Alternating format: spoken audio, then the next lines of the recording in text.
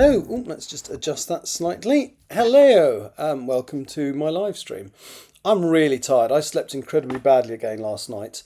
Yeah, so I'm kind of... But once again, I kind of feel I need to get something done because I'll be annoyed with myself if I don't. So, yeah. So what I'm going to do today is say hello. I'm going to do some editing of chapter 29 of Empress of the Trees. I've read it through a couple more times since yesterday, and I think it's ready to sign off. What else am I going to do? That's mainly it, to be honest. This isn't going to be a long stream, probably less than an hour, but it gets that done, hopefully. Once again, if anybody would like to physically, verbally interact, point the right way. There is a QR code with all my social media on it. One of the things on there is a Discord server. And if you click on the link, it'll invite you automatically to the server. Join the server, and there is towards the bottom of the page is a voice channels called. There are a series of voice channels. One called Twitch Streams Live, and that noise you just heard was me activating it. So if you'd like to physically come and chat with me, please feel free to do that. It will of course appear on here. So unless you want your voice put out to the 3 or 4 people that watch this, I would not. But please do, it'd be nice. Only a couple of people have done it. It's always quite nice. It's always a bit unnerving when somebody does it because I'm not used to people doing it, but it's also lovely. Right, so before I start with the editing work, I'm just going to try and show you a little bit of something I've been doing recently. So, as you probably are aware, I love classic Lego, and there's this wonderful book that I bought that has pictures and catalogue numbers and information about all of the classic Lego sets that were around. So I'm generally collecting everything in the 1978 to 1987 range.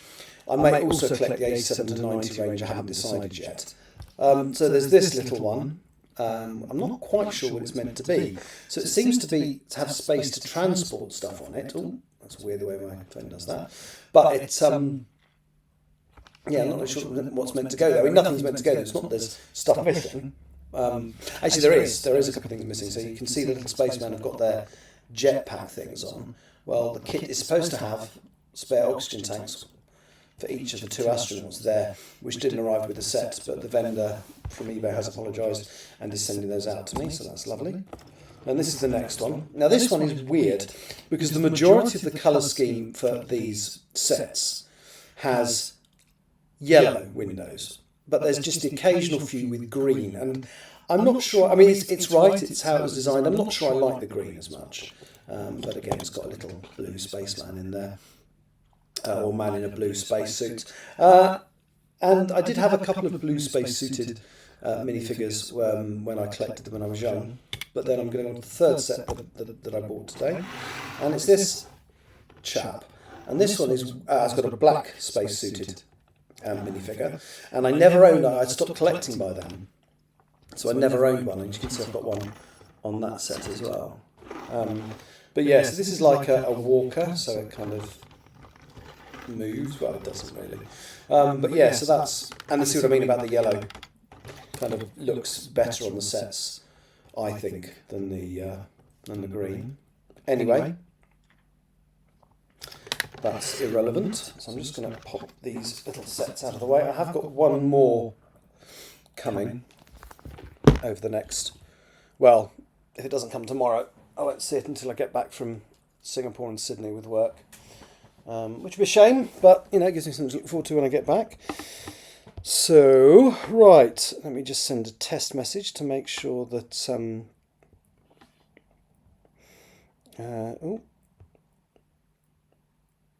you can see everything. Oh God, so tired. So Stream Manager, and let's just send a test message.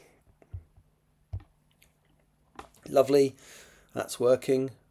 So, right. So, might as well just cracken on.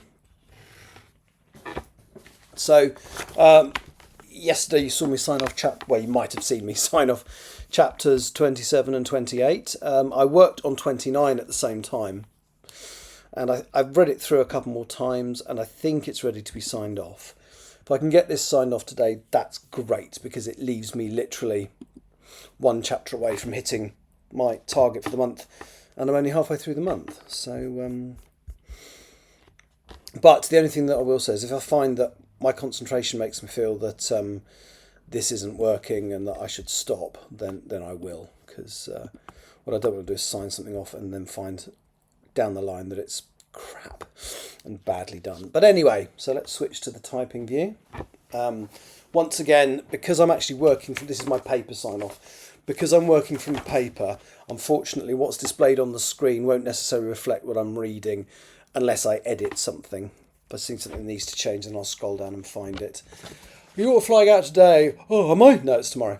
I only had one day off otherwise, now I get two. So I'm off to Singapore tomorrow. I'm going to check that now. That'd be embarrassing, wouldn't it? No, I'm pretty sure. Yeah, tomorrow I'm off to Singapore. Yeah, no, it's unusual. We only get one day off after little European tours and stuff, although I didn't end up doing that much actual flying. As I slept terribly last night, so I'm going to attempt to get this signed off just so it's done, and then that will be it for today. But then this is quite a dramatic chapter, this one. It's kind of, things are ramping up now, things are coming to a head, so there is more drama in each chapter. So, chapter 29, Dead Air. Yeah, I don't know why well, I didn't sleep, so I didn't sleep very well the night before, and then powered through the day, and then intended to have an early night, and I did. I went to bed, well no I didn't, I couldn't sleep straight away even though I was tired, and then woke up when the sun came up like at 4 this morning and haven't been able to get back to sleep. So I think what I really need to get off my backside and get that get the spare room decorated and turned into my main bedroom, because it now has the blackout blind. So that issue wouldn't have happened if I'd been in that. This issue the last couple of days probably wouldn't have happened if I'd been in that room. So yeah, I just need to do that. Yeah. Right then, what are you going to do about the protest, Minister? Cockerell Wright smiled at the television camera and looked across to his interviewer. We need to break them up, he said. At the moment there are too many important things happening to have to worry about protests on top of it all. The image on Oakley's computer monitor cut across to shots of a protest that was happening live in Parliament Square. A large crowd could be seen holding up placards and chanting. It seemed good-natured, and there was no sign of a police or military presence. The voice of the interviewer cut in over the pictures. There is a lot of concern that we may see an event like the Washington massacre last month. How do you intend to manage the crowd? The picture cut back to Cockerell right inside the studio. He looked uncomfortable and shook his head. We are not planning to shoot protesters, not even as a last resort. What will you do then? The television picture remained on a tight close-up of Cockerell Wright's face, and he looked uncomfortable. I'm currently taking advice on how to proceed. Plastic bullets, tear gas? Cockerell Wright blinked. I'm taking advice. Yeah, more than a movie. I think there's too much going on for it to be a movie. But yes, I think this would make in my head I've already cast half the parts. Cockerell Wright blinked. I'm taking advice. We will do what we have to do. It wouldn't be cheap though. We will have to use force. If we have to use force, we will use force. But the preservation of the lives of the protesters is one of our priorities. Is it your top priority, Minister? Cockerell Wright held his gaze steadily. It is one of our priorities, he reiterated. That wasn't a yes, was the challenge from the interviewer. Cockerell Wright shrugged. It wasn't a no either, he said wearily. The image cut back to the interviewer, who was looking annoyed if not surprised by the lack of answers coming from his interviewee. You're very likely to lose the vote of no confidence tomorrow, Minister. Will the Prime Minister be calling a general election? Cockerell Wright smiled. You'd have to ask her that. And where is she? She's at Chequers with her husband. Is she hiding, Minister? She's not been seen since she addressed the 1922 committee on Thursday. Cockerell Wright looked coldly at his interviewer. I'm sure she's considering her options carefully. The news item cut back to the main presenter in the studio, and Oakley stabbed the mouse button with his finger to cut off the sound. There was a knock at the door, which opened before Oakley could respond. Captain Greening strode in personally, closed the door behind him, and marched up to Oakley's desk. Can I help you, Captain? Asked Oakley. Greening sat down on the chair in front of the desk.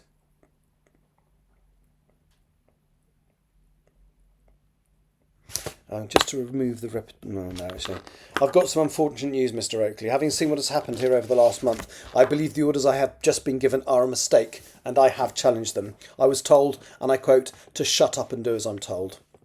Oakley looked at him. Oakley looked at him, worried. Now I'm going to change that. Looked at him a worried look, so I'm going to say frown, just to avoid the repetition of the word look. Oakley looked at him a worried frown crossing his face. Greening had never been so candid with him. Was never usually. Greening was never usually so candid with him. And these orders are? Greening removed his hat and laid it on the desk. Our presence here is to be scaled back. Now, we've been called in to keep the peace around the country. By the end of today, you will be left with a total of 6 men led by Lance Corporal Barrera. Greening ran his hands through his thinning hair. I'm sorry. I can see that this leaves you in a difficult position, and believe me, I have challenged it. Is there anyone specific that you wish to retain? Oakley shook his head. Private Vickers. And your MD. What's his name? Matthews. He's a good soldier as well as a good medic. I'll leave him a member of trained medical staff. Plus Barrera, Vickers, and 2 more. Matthews prevented Ronnie from having to go to hospital, for which I'm grateful. Oakley shook his head. Thank you for telling me, Captain. I'm rather annoyed that I heard it from you and not Cockerell Wright, though. The mobile phone on his desk started to ring. Oakley glared at it. Speak of the devil. Greening stood and placed his hat back on his head. In that case, I will leave you. He walked to the door as Oakley snatched up the mobile phone and answered the call. What are you playing at? He snapped. There was a brief pause. Captain Greening has spoken to you? Yes, said Oakley softly. What is going on? I'm sorry, said Cockerell Wright. We have social order issues all over the place. It's not ideal, I agree, but there is something else I need to tell you. The Prime Minister was murdered 2 days ago. We will be informing the press tomorrow. The colour drained from Oakley's face. My God, what happened? Her driver, Greg Marshall, said the Minister carefully. They both went missing and the car was recovered with her body in it, luckily by the police, so we were able to hush it up. We didn't think to check a driver's background as he's been in the ministerial driving pool for years. He went by a different name, but subsequent investigations showed that he was the Mr. Woods that you reported to us. Oakley shut his eyes. Hell's teeth, that's a fuck-up and a half. Cockerell Wright sighed. We've not located Lord Farnborough, but taking into consideration what you told us about the factions within the trees, I think this is all being carefully orchestrated to get Carl Tucker into power. If that happens, God help us. If that happens, the trees will decide that we cannot keep our promises. The Ragnarok faction will win. Humanity, in fact all animal life on the planet, will die. Cockerell Wright coughed. Watch the news. I have been, muttered Oakley, all day. A very interesting story broke earlier on ITN, said Cockerell Wright. No doubt the others will cover it soon. Videos being captured of trees absorbing small animals and birds. It's all over YouTube if you look. Too many to be faked. Meaning it's just us the trees are gunning for, said Oakley slowly.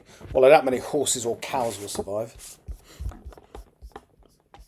It doesn't say all cows, but I've suddenly realised that's what I want it to say. It just says horses. Well, I doubt many horses will survive. Let's add all cows.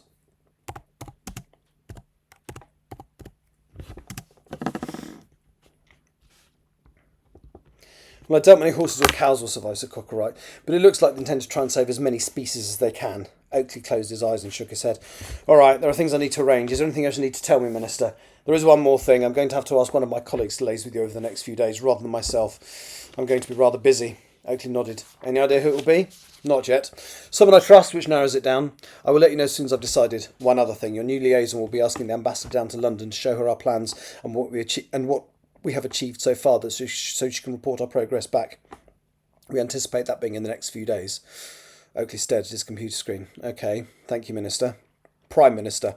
Well, at least in an acting capacity, for now. It will be announced tomorrow morning when we tell the country about the PM before the vote. Good luck, Mr. Oakley. If we lose the vote tomorrow, we are all going to need it. The line went dead. Oakley placed the phone down carefully on the desk and opened up a web browser on the computer. He went straight to the ITN website and found the news story about showing trees absorbing animals. He watched it carefully. Ronnie was lying in bed when there was a knock on the door. She looked up at the skylight. It was still light outside just, so it could not be all that late. In the months she'd been recovering, she'd found that she was incapable of sleeping for more than a few hours, so she slept a little and often. Wait a sec, she shouted before crawling out of bed and dragging on her dressing gown. She hit the light switch. It was starting to get murky outside, and sat down at the end of the bed. Come in. The door opened and Marianne walked in. Private Vickers was immediately behind them, wearing jeans and a black hoodie. He closed the door behind him. I'm just going to say he closed the door. I'm just going to lose the behind him because I I've already used the word behind. Close the door. Ronnie blinked in the light. Shouldn't you be asleep? She asked Vickers. He'd been up since the early hours of the morning and had gone off shift at 4 that afternoon. He nodded. Mr. Oakley's asked us to tell you something. Well, he wanted us to take you downstairs, but I knew you were tired. Ronnie yawned. I can't wait then. Marianne shook her head. No, the army needed to deal with a civil unrest. You're going to be left with 6 men. Ronnie's eyes widened. Is that all? Vickers laughed. I thought you didn't like having us here, she said with a grin. I don't, retorted Ronnie, but I can see that it's necessary. Her voice became subdued. When do you leave? I don't, miss. I'm one of the 6. Ronnie's face relaxed slightly. Good, she said softly. Mr. Oakley specifically asked for him, said Marianne. There's one more thing. They turned to Vickers. You cannot repeat what I'm about to say to anyone. It will be public knowledge by tomorrow morning. Marianne turned back to Ronnie and sat on the bed next to her. The Prime Minister is dead. They're going to... Oh, I don't think... I need to add murdered.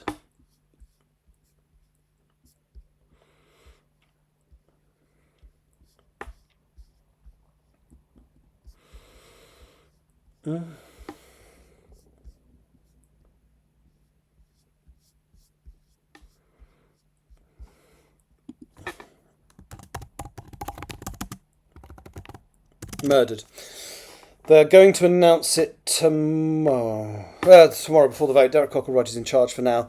The colour drained from Vickers' face. You can't tell anyone, Marianne reiterated to him. Actually, no, that makes no sense because it says he already knew it. Marianne glared across at Vickers. Marianne glared. You can't tell anyone, Marianne reiterated. They reiterated to him. Vickers nodded. I already knew, miss. I've also been given some very specific and rather scary orders. I shouldn't tell you this, so keep it to yourselves. He paused for a moment, composing his thoughts. The 6 of us that remain have been told to protect you at all costs, even if there is a change of government and we are issued new orders that contradict our current ones.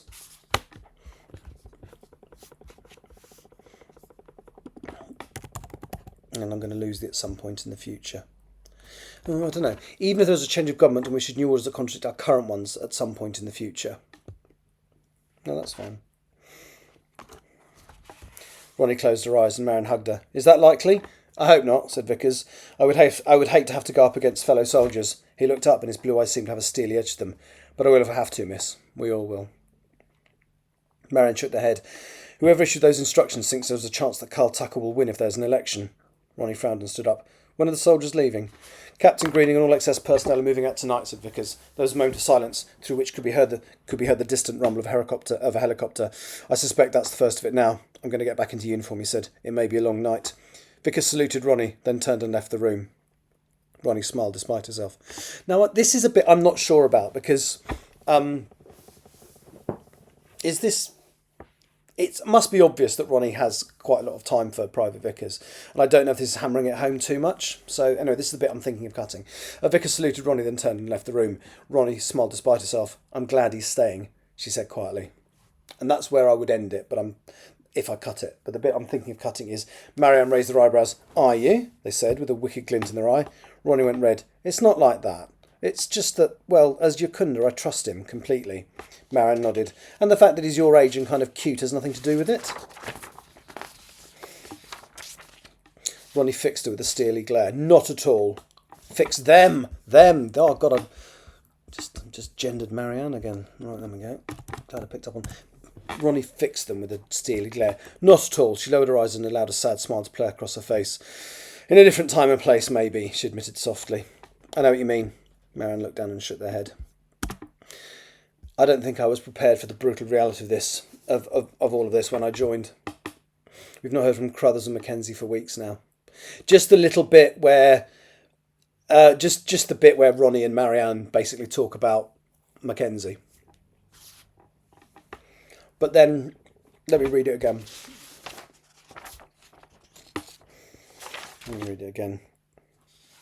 So, Vickers saluted Ronnie, then turned and left the room. Ronnie smiled despite herself. I'm glad he's staying, she said quietly. And this next bit I'm thinking of cutting. Marianne raised their eyebrows. Are you? They said, with a wicked glint in their eye. Ronnie went red. It's not like that. It's just that, well, as Yakunda, I trust him completely. Marianne nodded. The fact is, your agent kind of cute has nothing to do with it? Ronnie fixed them with a steely glare. Not at all. She lowered her eyes and allowed a sad smile to play across her face. In a different time and place, maybe, she admitted softly. I know what you mean. Marianne looked down and shook her head. I don't think I was prepared for the brutal reality of all of this when I joined. We've not heard from Carruthers and Mackenzie for 4 weeks now. I hope they're okay. Ronnie nodded. So do I, Marianne. So do I.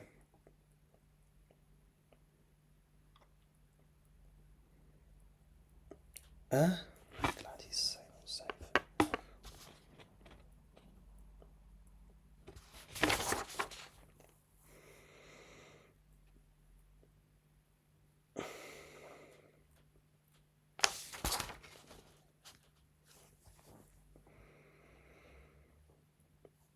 Glad he's sane or safe. Staying.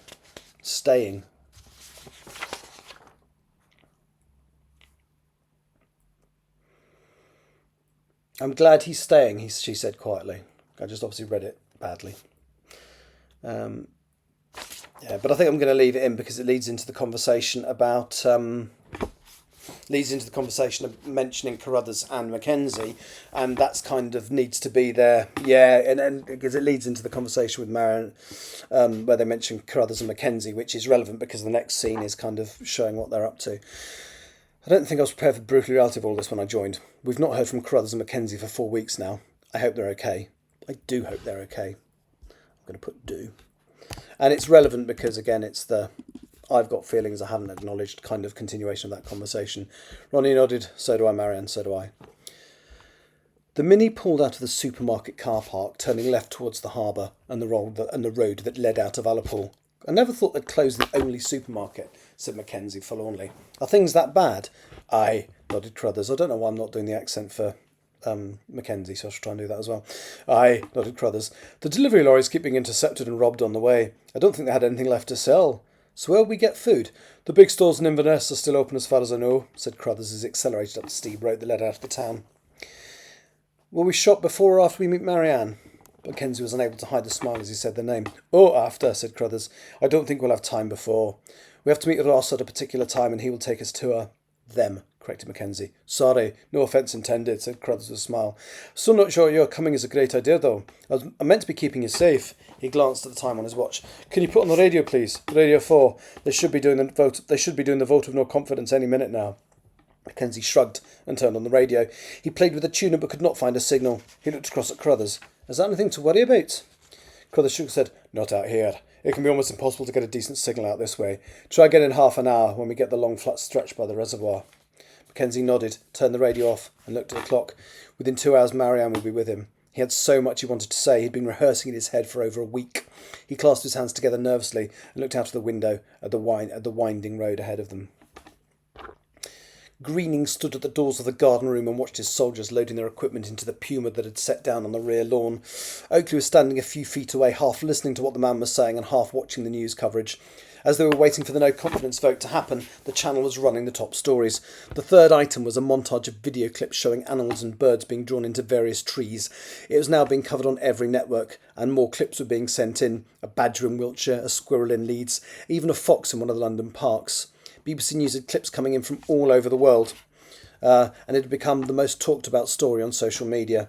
Ronnie, Marianne and Ursula were sitting on the large sofa, watching the coverage with interest. Vicar was standing in his uniform by the double doors that led to the hall, gun in hand.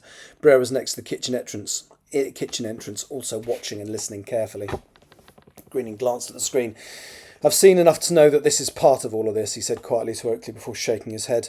It feels wrong pulling out. I will pass my worries upwards again, but with the news that's just broken, I can understand why they need us out there. Oakley nodded. Just before the vote, Cockerell Wright had announced the death of the Prime Minister. He was probably hoping that the shock of the news would cajole the backbenchers back into line. Let's just lose the repeat of back. I know it's 2 words technically.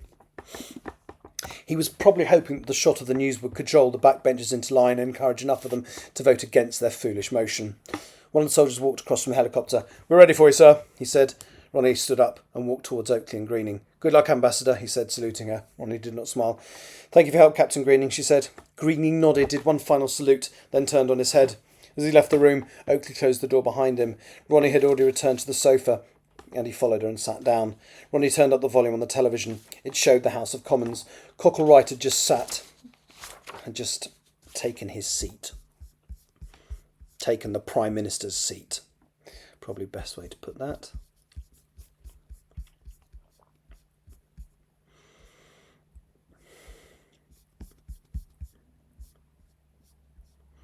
Had just taken the seat usually occupied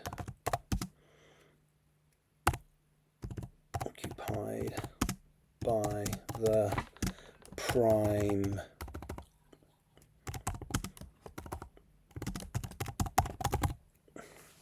and the Speaker had risen. Just double check that. Cockle-Wright just taken the seat usually occupied by the Prime Minister, and the Speaker had risen. He was about to announce the vote. The wide shot of the Commons chamber showed how full it was. The green baize seats were packed, and there was a group of MPs who hadn't found anywhere to sit waiting at the far end. There was a momentary commotion, and a group of 7 more slid in. They were at the back of the crowd that was standing by the doors, but they pushed through their parliamentary colleagues and stood at the front so they could be seen. Slowly, the noise in the chamber ebbed away to a stunned silence. Oakley leaned forward in his seat. "Jesus," he exhaled. "What is it?" asked Ronnie.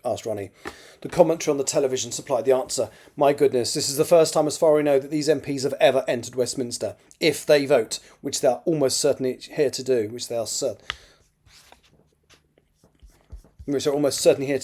they will presumably be in favour of the vote of no confidence. 4 days ago, 198 Conservative MPs sensationally pressed the self-destruct button on their own time in government by agreeing to call a vote of no confidence in themselves. To survive, 175 of them need to change their minds for this vote. Actually, 182 now. This is unprecedented."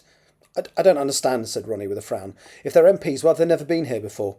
"I'll try and explain later," growled Oakley, raising his fingers to his lips. "I never do explain it, because I just feel that might be a bit wrong. But I'm hinting that Sinn Féin, who traditionally have never, ever entered Westminster and taken up their seats, I'm hinting that even they've turned up to get rid of this government." But anyway, I don't know. See, I've tried to do some research on this because I don't know if that's physically possible. So obviously they are MPs and they legitimately have access in theory to the House of Commons, but I don't know if they could just turn up on the day, because I assume there must be some kind of process whereby they get validated and issued passes and stuff. And I guess if they've never attended, they might not be able to just turn up, because the vetting process to make sure it's actually them won't have happened. So I'm not quite sure whether that's feasible. And I have tried to do some research, but I can't find out. So I might. Yes, but you can't walk into the Commons chamber. You can't walk into a Commons chamber, presumably, unless you have some kind of ID. You need,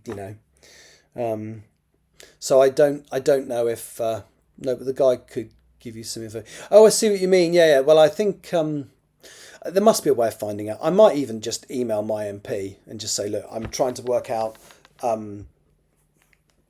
what the process is once you've won your seat. Presumably, there's then some kind of validation process within. But then I might just bloody leave it, because I quite like the idea that that Sinn Féin have just turned up and decided to get rid of this government, even though they've never done it before. Right. The jeering and shouting had started again on the television screen. The Speaker was shaking his head. "Order! Order!" The noise slowly abated. Knowing the enormous implications of the question he was about to ask, the Speaker looked out across the Commons chamber. The shot cut to the packed room, then back to the Speaker. "The question put," he said slowly, "is that this House has no confidence in Her Majesty's government." There was a moment of silence, then hundreds of voices started shouting at once. The overwhelming noise was cries of "Aye!" But from the government benches, some voices, including the acting Prime Minister and the rest of the front bench, could be seen shouting "No!" There was a commotion for about 10 seconds. Then the Speaker shouted again, "Division! Clear the lobbies!" Slowly, the room started to clear as people began to leave through the doors behind the Speaker. Ronnie turned to Oakley in confusion. "I thought they're meant to be voting now." "They are," grunted Oakley. "But they're leaving." Oakley rolled his eyes. They have a choice of 2 corridors called lobbies. If you want to vote yes, you walk into the I lobby. If they want to vote no, they walk into the no lobby. They have 8 minutes. Someone counts them as they go in, then afterwards they announce the results to the House. Ronnie frowned. It's the 21st century. Couldn't they use an app or something? No doubt. In fact, they did during COVID, but this bit was written after COVID, but I started writing the book before COVID. No doubt. Sorry, Ronnie frowned. It's the 21st century. Couldn't they use an app or something? No doubt, said Oakley. He shook his head. What's wrong? Asked Marianne. Well, if they lose, and it's pretty obvious they will, there will probably be a general election. Tucker's mob have just formed a party, and so they will stand candidates at every seat. In normal circumstances, I doubt they'd have enough support in any constituency to win a single seat. But with everything that's happening now, Oakley looked down at his hands, then back up at the others. If the Red Victor party get a majority, then I fear for all of us, he sighed. We would have to leave this place. Where would we go? Asked Ronnie. Scotland. You watched the vote on Brexit, I think it was? Yeah. Well, I've basically all the phrases. So I've actually watched votes and stuff. So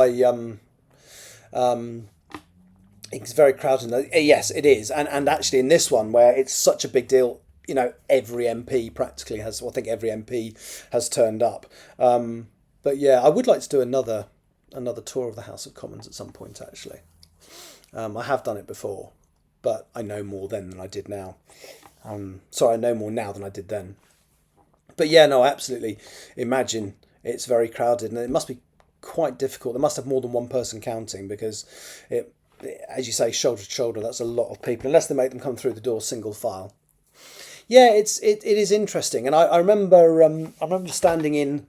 There's a big chamber outside of which, just outside the Commons chamber, and I remember Diane Abbott was on the phone at the desk just outside it, and and there's reporters wandering around. It was very interesting. Right. Where would we go? Asked Ronnie. Scotland, the Alpha site in the Cairngorms. Some additional people are being moved up there ahead of time now, led by my good friend Oliver Shaw. He's pretty much in charge of our associates in the UK now Farnborough has gone AWOL. I don't know much about the Alpha site, said Ronnie, and now is not the time to tell you, snapped Oakley. I will try and arrange a video call with Oliver. He can talk you through it all. Not today, though. He sighed. If Tucker becomes Prime Minister, none of Idris's directives will be delivered in this country. We will have failed, and that will almost certainly create a domino effect across the world. So everyone will die apart from the Opus and Jacunda, stated Ursula. That depends on which faction of the trees win their argument. Sorry, that depends on which faction of the trees wins their argument. Faction of the trees win. Faction of the trees win their. That depends on which faction of the trees win their argument. It doesn't need to be wins.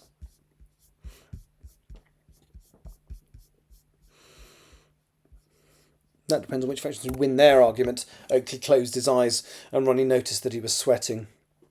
If the Ragnarok faction comes out on top, nobody will survive. Not you, not Marianne, not any of us. It was a tense 8 minutes, with various political correspondents on the TV screens giving their predictions of the outcome. Soon the members of the House of Commons re-entered the chamber, taking their seats. The cameras scanned the people standing at the far end to see if the unexpected arrivals were still there, but they were not. They had already left. Once the room had settled, complete with a few cries of order from the speaker, 4 people approached the dispatch boxes. They stood in a row. The person on the left-hand side of the television screen was holding a piece of paper. The noise slowly settled in the chamber. In the garden room, everyone was leaning forward. The ayes to the right, 462. All right. Oh, excellent. Good luck. Well, good luck with your call. I'm just going to get this signed off, then I'm going to stop because I'm shattered. Yeah, have fun. Get more recorded. The ayes to the right, 462. Sorry. The ayes to the right, 462. The noes to the left, 178. There was, for once, total silence. The image on the screen switched to the speaker, and he slowly repeated the words. The ayes to the right, 462. He paused and then continued. The noes to the left, 178. The ayes have it. The ayes have it. All at once, there was pandemonium in the House. From the opposition benches, a cheer started that became a roar. The cut shot to Cockerell Wright, who looked resigned but not surprised. Oakley hit the mute button on the remote control. He stood up and shook his head. This is going to get messy, he muttered. I have some phone calls to make. We need a good backup plan if the election goes the way I think it's going to go. You think Tucker will end up as Prime Minister? Ronnie had also stood up. Oakley cast his eyes to the floor, then met a gaze.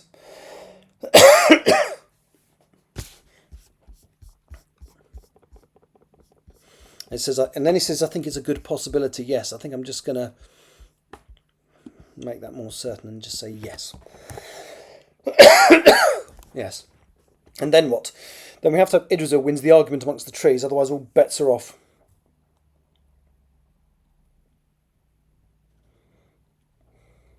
That's just repetition, isn't it? I've literally just said that, so I'm going to lose it. Yes. Marianne stood up. Their face was pale and tears were falling in their eyes. I need to keep busy, they announced. I'm going to do some baking. They headed past the motionless Barrera and into the kitchen. Ronnie, with Vickers and Barrera, followed. Ursula took the remote control from the table next to the sofa and turned the sound back on. Carruthers parked in a side street in Inverness beneath a bright... That's badly worded.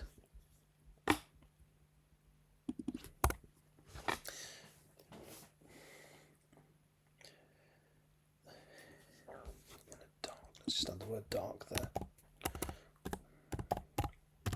Carruthers parked in a dark side street in Inverness beneath a bright orange street lamp.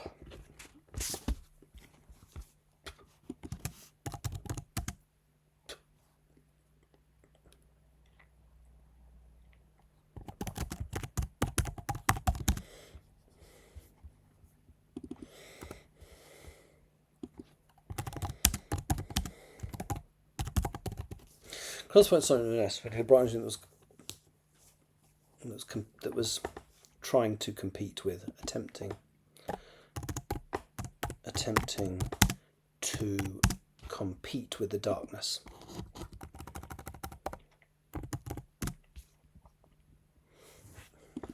And failing, that's better. Carruthers parked in the side street in Inverness doesn't need the comma, beneath a bright orange street lamp that was attempting to compete with the darkness and failing. He tried to suggest that Mackenzie wait with the car, but Mackenzie was having none of it. They crossed the river via the bridge opposite the castle, climbing up the hill, past the entrance, and headed towards the castle tavern. They were both wearing dark clothes, so they did not stand out. Carruthers glanced down at his watch. They were a couple of minutes early. Carruthers led Mackenzie to the vantage point opposite the back entrance to the tavern, where they had met Duncan Ross the last time, and pointed to the left. He usually comes down those stairs, Carruthers informed Mackenzie, and was startled when he heard a voice behind him. Usually I do, said Ross, but not today. Can't afford to drink no more. Not until you've paid me, Mr. Carruthers. He held out his hand. Without missing a beat, Carruthers turned around to see Ross, who was wearing his usual mac and flat cap. Once Marianne is safely with us. You're lucky we didn't come armed, Mr. Ross. Trying to make someone jump is a rather foolish way to behave these days. Ross shrugged, coughed and lit a cigarette. Who's the boy? I think you know. The one I helped you find. Where's Marianne? Blurted out Mackenzie. Ross took a drag of his cigarette and flicked the ash into the cold air. She's waiting at mine. Then why all this cloak and dagger bullshit? Snapped Carruthers. Why didn't you just ask us to meet you there? Ross pulled a face. Wanted to make sure you paid me, didn't I? Carruthers stepped from the green and onto the pavement. Told you before, cash on delivery. He started marching down the road. Mackenzie a few paces behind him. Ross swore and ran after them. They arrived at Duncan Ross. I'm going to put Duncan Ross's, because I've done that later. They arrived at Duncan Ross's shabby terrace in Carruthers' car a few minutes later. Ross unlocked the front door and ushered them in. She's upstairs, he muttered, pointing them into his filthy living room. I'll go and get her. Mackenzie looked around the dirty room and grimaced. He did not even have the urge to correct Ross on his use of pronouns. All he could think about was what he was going to say to Marianne when he saw them. Carruthers nodded. I wouldn't sit down. God knows what you'll get on your trousers. Mr. Carruthers! There was an urgent call from Ross coming from upstairs. What is it, man? She's not here. She's gone. Ross burst into the room, shaking his head and looking worried. Look, I've done my best. She should be here. You still need to pay me. I've done my bit. Carruthers looked out of the living room window and tensed. That's the least of our worries. He could see 3 figures in dark clothes and balaclavas approaching the front door. It's a trap! Everyone, back door! He dashed out the living room and into this dishevelled hallway just as there was a loud bang on the front door.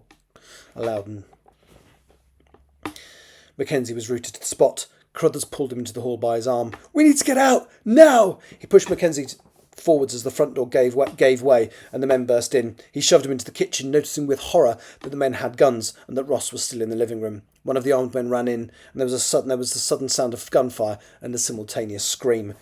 Crothers dived into the kitchen after Mackenzie just as the back door was smashed open and 2 further armed men burst into the room. There was very little light, but he saw one of the men raise his hand and hit Mackenzie on the side of the head with his pistol. Mackenzie shrieked and collapsed to the floor. Crothers raised his hands. He could hear bootsteps thudding up the stairs and through the rooms above. Behind him, Ross was pushed into the room, looking terrified. "I thought you were dead," exclaimed Crothers. Ross shook his head as tears dripped down his face. "Silence!" One of the men pointed his weapon at Crothers, who quickly complied. The boot sounds could now be heard rushing back down the stairs. "That's everyone," the man said as he entered the kitchen. Another of the faceless men grabbed Mackenzie by the hair and forced his head upwards, at the same time as shining a torch in his face. "It's this one," the man at the back spoke. "Definitely?" 100%. The man holding Mackenzie by the hair pushed him over, then rolled him onto his front, kneeling on him and forcing his arms behind his back. Mackenzie rolled him onto his front. Kneeling on him and forcing his arms behind his back. Mackenzie was silent as handcuffs were put on him, which were then used to lift him to his feet. A black cloth bag was placed over his head, and he was marched past Ross and Crothers to the front door by 3 of the 5 intruders. The 2 remaining armed men stood stony-faced as Ross and Crothers looked at each other. After a few seconds there was a call from the front door. "He's safely in the van." As soon as the gunmen in the kitchen heard these words, they raised their weapons and pulled the trigger. Ross and Crothers did not have time to react before the bullets slammed into them. As they fell, the assailants rushed into the hallway and out through the front door. The last thing Crothers heard before momentarily losing consciousness was the van speeding away into the night. Both men lay bleeding on the floor. Ross rolled over, screaming in pain, and crawled into the hallway where there was a telephone. He picked up the receiver, but his hands were shaking too much to be able to dial. "Ross!" There was a pained cry from the kitchen. "I need help! I'm trying!" cried Ross. "Where's the nearest big tree?" "What?" Ross rolled into a seated position at the foot of the steps. He could feel the energy draining out of him, and each breath was harder than the last one. He touched his chest just below his heart, and the hands came away. His heart in his hand, and the hands came away covered in blood, and the hands came away covered with blood. Singular.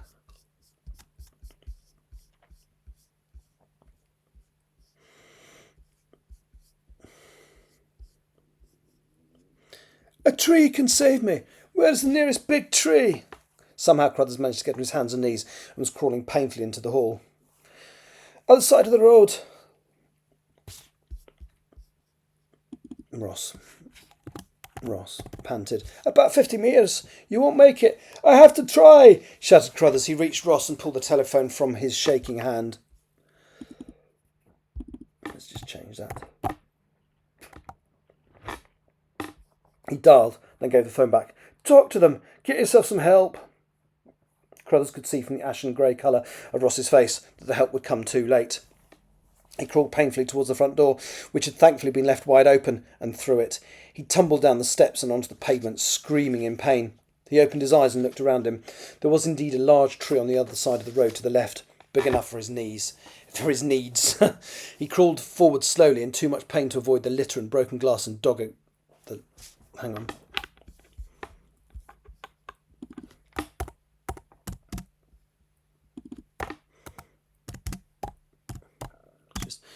He crawled forward slowly in too much pain to avoid the litter, broken glass and dog excrement.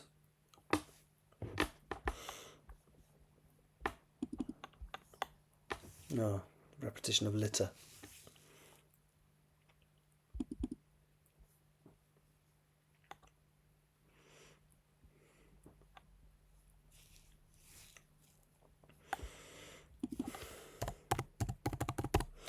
Too much pain to avoid the litter, broken glass and dog excrement that covered the path. He concentrated on putting one hand before the other, dragging himself out into the road. A car shot past, its horn sounded, and it narrowly missed his frail form. Eventually, Crothers dragged himself onto the opposite pavement. The car stopped, and a young couple got out.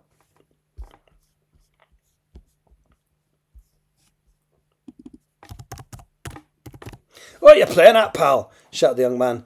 Even speaking was painful. "I've been shot," cried Crothers. "Craig!" screamed the girl, closing her eyes. "Craig!" screamed the girl, closing her eyes and burying her face into Craig's chest. "They've gone. That's my house there." Crothers pointed towards the house with a large prominent tree in front of it. "Help me!" Craig, all aggression gone now, raced over to him. "Gwen, call an ambulance." He took Carruthers' arm, pulled him upright and helped him towards the tree. "Help me inside," gasped Carruthers. He shakily pulled his keys from his pocket, leaned against the tree and handed them to the young man, who dashed across the front door. Carruthers looked around. The girl had her back to him and was on her phone. Craig was trying to work out which key opened the door. It would not take him long to realise that none of them did. It was now or never. Carruthers dragged himself to the opposite side of the tree so that it was between him and Craig, then placed his hands on the trunk. Hopefully, neither of them would see this. As he felt his hands sink into the surface of the tree, he realised there was a small chance that he would survive. His final thought, before he was absorbed, was that he had failed Mackenzie again.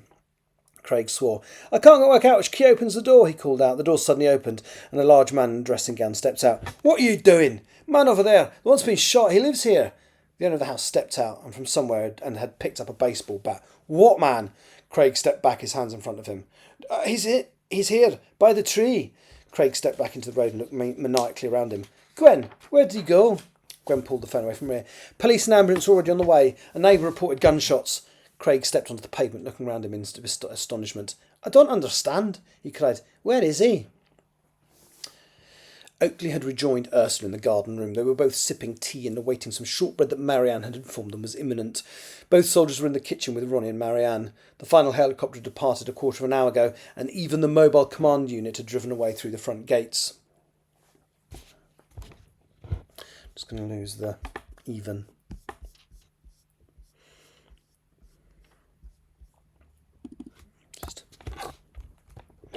Both soldiers were in the kitchen with Ronnie and Marianne. The final helicopter departed a quarter of an hour ago, and the mobile command unit had driven away through the front gates.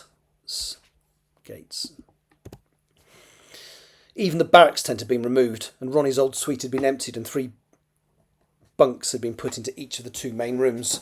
The house and grounds, which had been full of people for the last few weeks, now felt empty. The television was on, and Oakley was flipping through the news channels. The government had not yet declared whether or not it would resign or call a general election, and as a result, the protest in Parliament Square had seen hundreds of new people join it. I just need a word.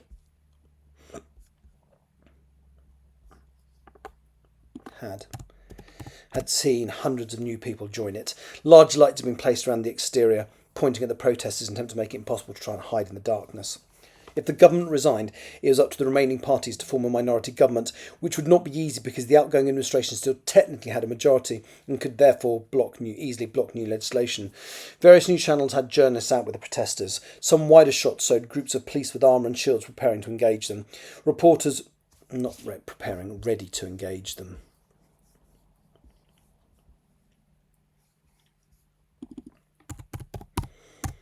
engage them. Reporters were saying the mood was getting nasty, with some protesters close to the police lines screaming and swearing at them, although as yet the assaults had only been verbal. Oakley changed the channel until he found another network that was covering the same event. He was about to change again. They were interviewing protesters and seemed to be choosing inarticulate ones when he realised he recognised the face of the man they were talking to. Nasty, brutish, short and with close-cropped ginger hair, the man on the screen was Carl Tucker. "What the bloody hell is he doing there?" said Oakley to himself. He was interrupted at that moment as Ronnie and Marianne came in with a plate full of freshly baked shortbread. Their military entourage immediately behind them. Ronnie set the plate down on the coffee table, and the pair of them sat down. "It's outrageous that the government had not resigned immediately," Tucker was saying. Ronnie had been about to speak, but you could see that Oakley was following the broadcast closely. "And why do you think that is?" asked the off-screen interviewer. Because they're fucking cowards," stated Tucker, waving a finger at the camera. "They're hoping that if they leave the announcement in a few days, people will feel sorry for them because of the death of the Prime Minister." "I apologise for the language Mr. Tucker used there. So you're saying they will use her death for political gain?" Tucker nodded. "I'm sorry about my language. I just like to say things as they are. And yes, of course they will. They are. And they're shitting themselves right now. They know I have candidates in every constituency. They know I'm a threat. That's why they're dithering about calling an election." There were sounds of shouting in the distance, and on the screen Tucker looked visibly distracted. There was a bright flare in the background of the shot, and Tucker turned to look behind him. "Fuck me, was that a petrol bomb?" he yelled away from the camera. The shot changed to a wide angle.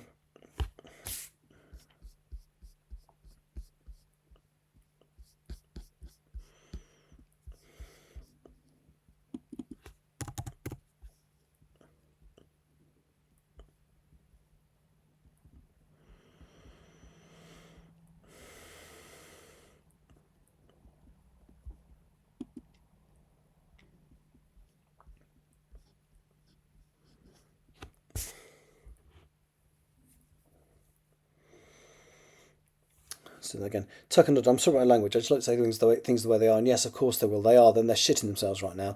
They now have candidates in every constituency. They know I'm a threat. That's why they're dithering about calling an election. There were sounds of shouting in the distance and on the screen. Tucker looked visibly distracted. There's a bright flare in the background of the shot, and Tucker turned to look behind him. Fuck me, was that a petrol bomb? He yelled away from the camera. The picture, not shot. That's the word I was worried about. The picture changed to the wide-angle view from outside the square. That's better. There were 3 puddles of flame just in front of the police line.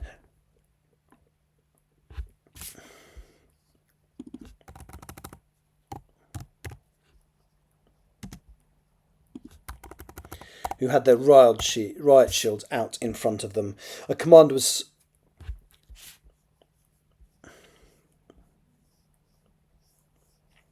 A commander was shouted from somewhere behind the line. And the officers pushed forward, their shields locked. They stepped over the flames and rushed as one into the crowd, pushing them back. Some people tried to run away, and others ran towards the police line. Several of them seemed to have clubs and other weapons and started smashing them into the riot shields.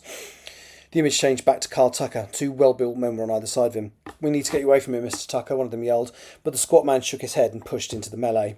The cameras followed, and it became apparent that Carl Tucker was pushing his way towards the police line. "Stop!"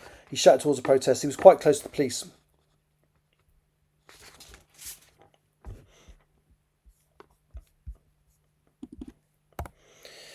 Let's lose the line there. He was quite close to the police line and looked shocked at the frost of what was happening before him.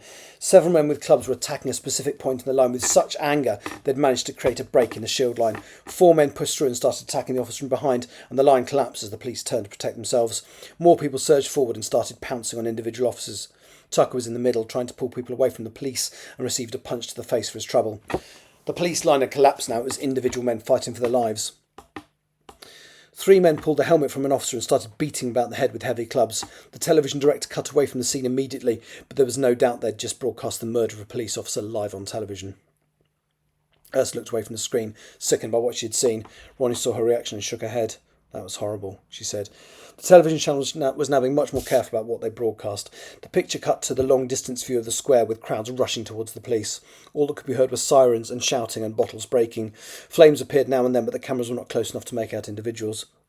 The images from the cameraman following Tucker were occasionally put on the screen. Tucker was begging for the violence to stop, but a petrol bomb hitting the ground a few metres from him caused his protection team to drag him away, the cameraman following as best as he could.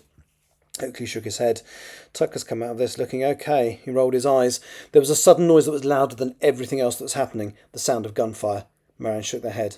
The presenter who'd been interviewing Tucker was trying to run and talk at the same time. "Media have been told to get out. Under the emergency powers granted by the Civil Contingencies Act, we've been told that police are opening fire on protesters." The man was worried and his voice was stuttering. He tripped on screen, and it was Carl Tucker who grabbed his arm and pulled him up. And I'm going to say upright.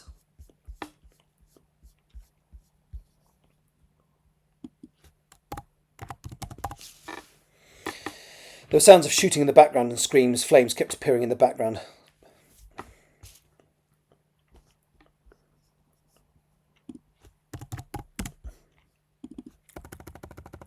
There were sounds of shooting and screams. Flames kept appearing in the background of the pictures. The video image returned to the static wide-angle view.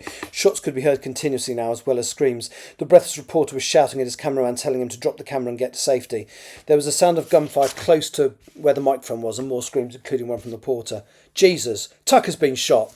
The video switched to the studio presenter, who was not expecting to be on air and was not ready. He glared out at the viewers for a few seconds and then started to speak. "Unprecedented scenes there at Parliament Square as the police have opened fire on protesters. Unconfirmed reports suggest that the Red Victor Party, Carl Tucker, has been shot whilst attempting to defuse the situation." The man looked visibly shaken and opened his mouth to speak again when suddenly the picture vanished. The screen went blank and the audio cut out as well. Oakley picked up the remote control and changed the channel. It was another news channel. And the screen was blank too. He typed in a channel number that should have taken him to an entertainment.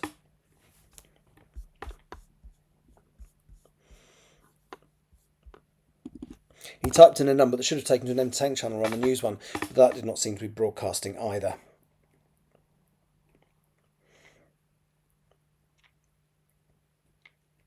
He pulled out his phone and went to Twitter. "What do you think's happened?" asked Ronnie. "That's what I'm trying to find out." He put in a search, read the results, and typed in another. He shook his head. All channels seem to be off air across all platforms. He switched through more channels and found that they were all dead. He used the remote to locate a radio station and tried to put it on, but there was silence. He switched to another, but there was still nothing. He tried the BBC, then independent networks. Christ, Oakley muttered, that didn't take very long. He switched back to the BBC News channel, which was still showing a blank screen. After a few moments, the screen went red. The government shield appeared in white, and with the words HM government underneath it. Oakley changed the channel only to find that all of them were showing the same thing. Moments later, a voice started speaking. Television and radio broadcasts have been temporarily suspended. A curfew has been imposed. You may not leave your homes between the hours of 8 p.m. and 7 a.m. unless it is for work. There will be an amnesty until tomorrow morning, after which all curfew breakers will be arrested. There will be further updates presently. Everyone in the room looked at each other. There was a pause, and then the words repeated. Oakley switched to a radio station, and the same recording was being played. Ronnie shook her head and hugged Marianne tightly. Big brother will get back to you, she whispered. And that's why the chapter's called Dead Air, because nobody's broadcasting anything. Although technically it isn't dead air, but... right, so file, export. Let's run this through Grammarly.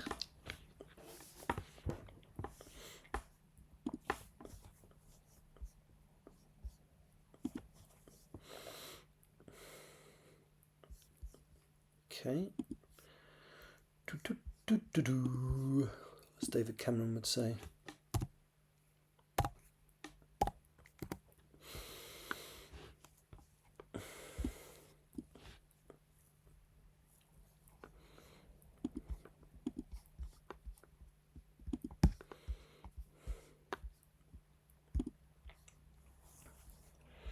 Right, that doesn't seem to have given me a score. That's a shame. Oh, 92.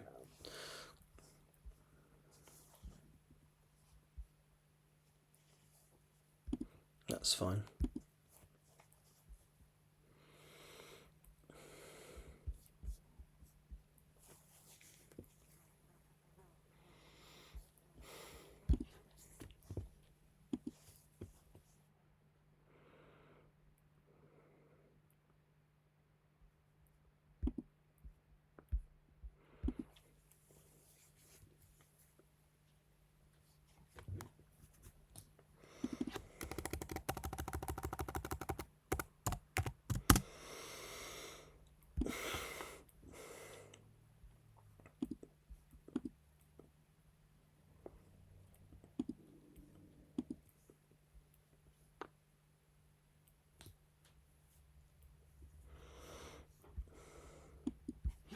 Lose the at some point, that's a fair comment.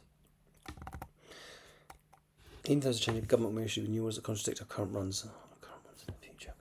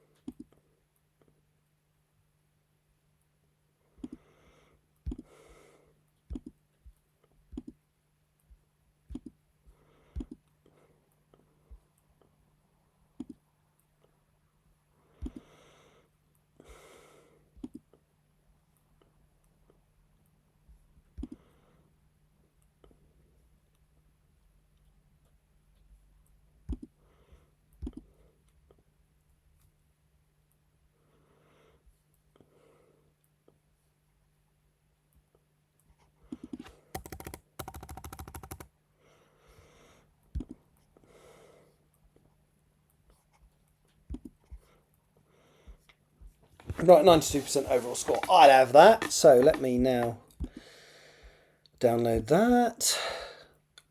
Let me shove it there. Let let me minimise that. Let me open that. Copy and paste that.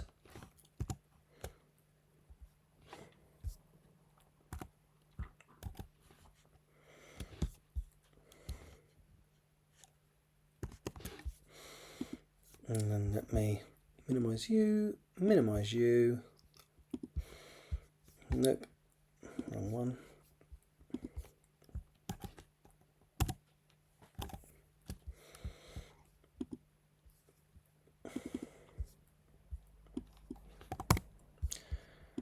There we go. So that's chapter 29 signed off, and it's there's a couple of little things on my list that's ticked off. So, for example, it introduces it's another. I think it's the first mention of Oliver Shaw, or whatever his name is, Oakley's friend, who becomes very important right at the end, and there is an opportunity for me to add an appearance, and I've read ahead and I know which chapter I can add that appearance to.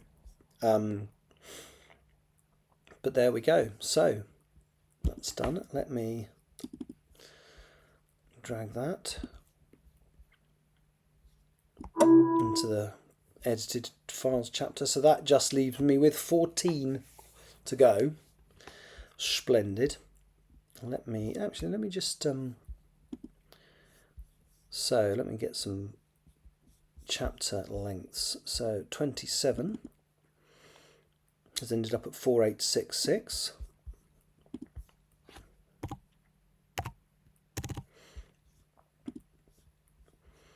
Chapter 28 has ended up at 3644.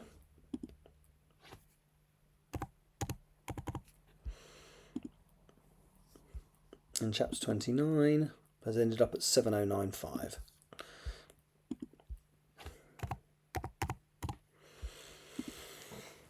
Okay, so overall the book is now, it's only about 300, it's about 400 words. It's about a page longer than it was before I started editing it. Well, that's fine. God, chapter 30 is a big bugger. I think it's the biggest chapter of the ones. No, it isn't quite the biggest chapter of the one that's remaining. It's the final chapter. Well, the final chapter before what was going to be the epilogue is the biggest one of those that are remaining. But wow, yeah, I'm tired. Shall I have a look at chapter 30? I might just have a little look at it. I'm not going to do much with it. I'm certainly not going to sign it off or anything. But let's have a little look whilst I'm here. How big is this one? 23 pages. Bloody hell. So, chapter 30, decommissioned. Over the next 2 days, all broadcast media remained off the air, apart from a daily news bulletin that was shown by the BBC at 6 o'clock. Pre-recorded.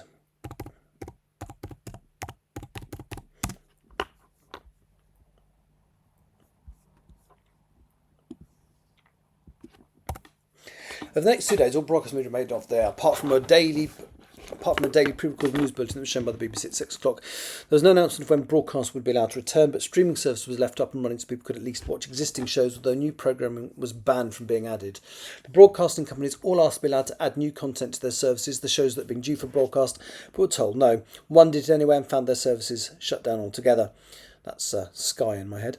A date was set for the general election, Thursday, the 11th of June. We're just over 3 weeks away. Hey Siri, what day is the 11th of June 2019? It was Tuesday, the 11th of June 2019. Hey Siri, what day was Thursday, the 11th of June 2020? It was Monday, the 15th of June 2020. Hey Siri, what day was the 11th of June 2018? It was Monday, the 11th of June 2018. What year is this meant to be set? Ooh, let me just... I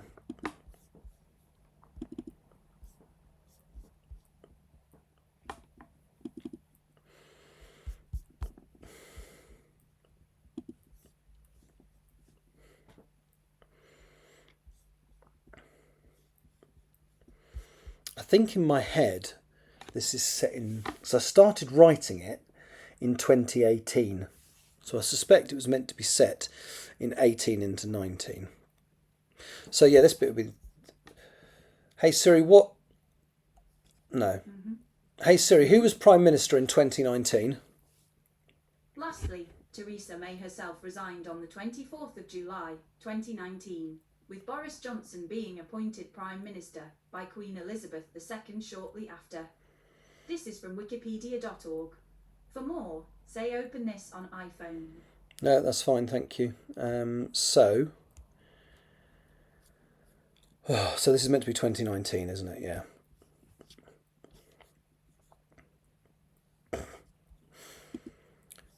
Hey Siri, what day was the 11th of June 2019?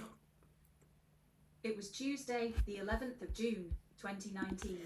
Hey Siri, what day was the 13th of June 1990? No, not 1990. Why did I say that?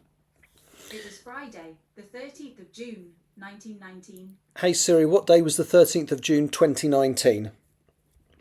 It was Thursday, the 13th of June 2019. Which was just over 3 weeks away. Derek Cockle-Wright had appointed his principal private secretary, Theresa Burke, to act as his liaison with Arbor Associates.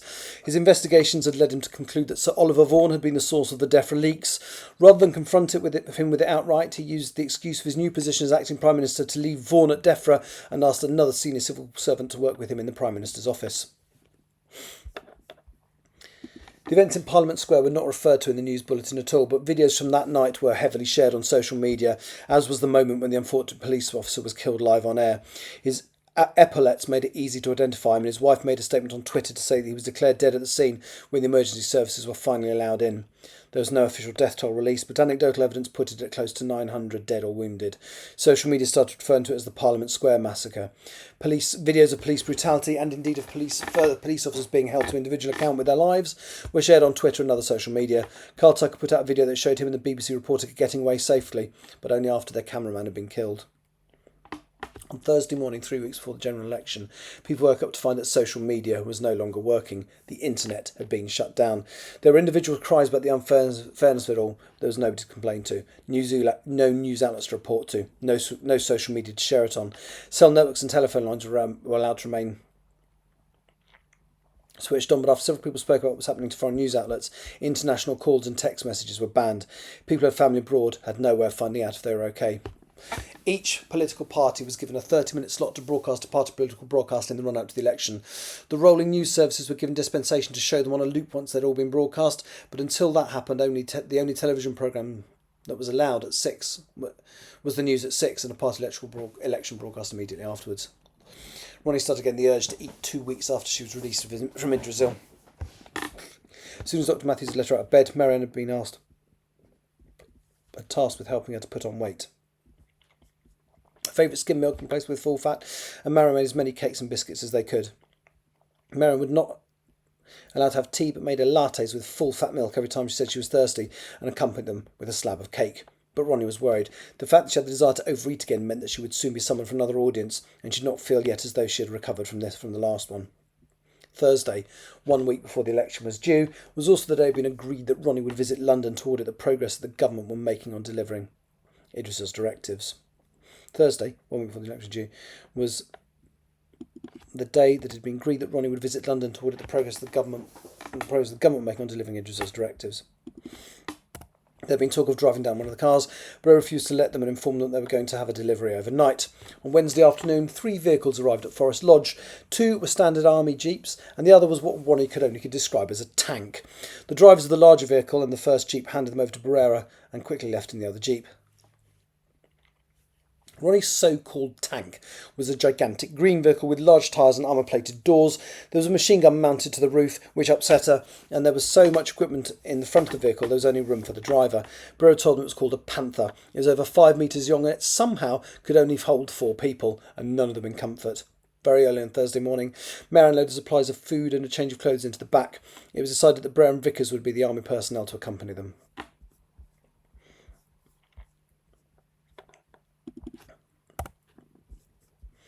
The The journey down to London took a lot longer than it would have done in a conventional car. Although the Panther was an impressive bit of kit, its top speed was just under 50 miles per hour. It was a strange trip down. The motorway was not busy even during the rush hour. There were still lots of articulated lorries moving goods about, but few private vehicles. Roddy had not been allowed a seat by the window, which annoyed her greatly, but by leaning across Vickers she could see the interest that armoured patrol vehicle gained as every driver and passenger in the passing vehicles had a good look at them. They'd been asked to meet Teresa Burke at the engineering base at Heathrow Airport, and they arrived in good time.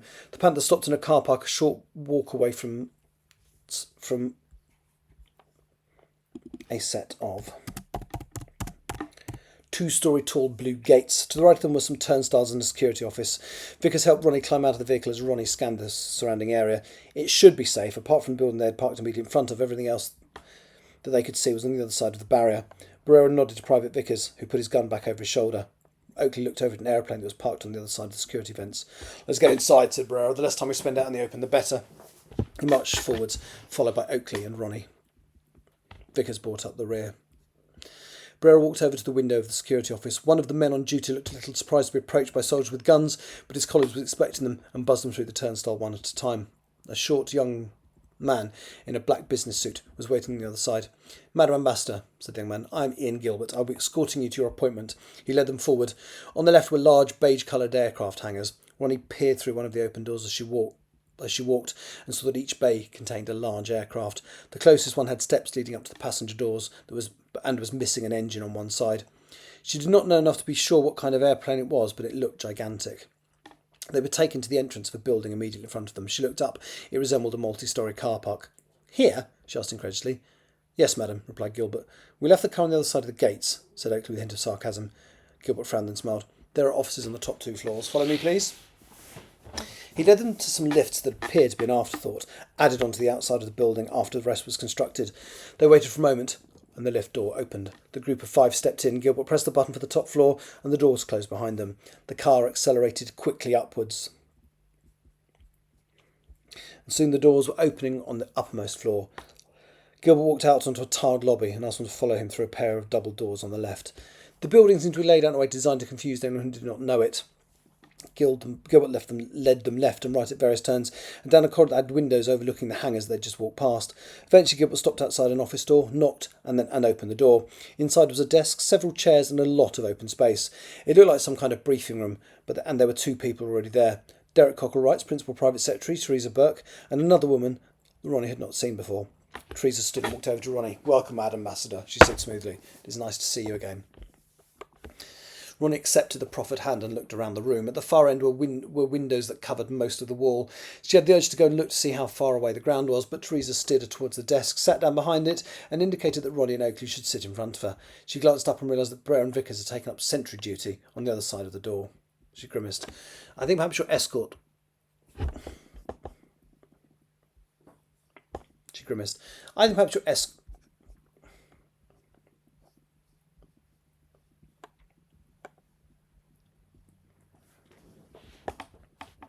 I'm just going to say immediately behind.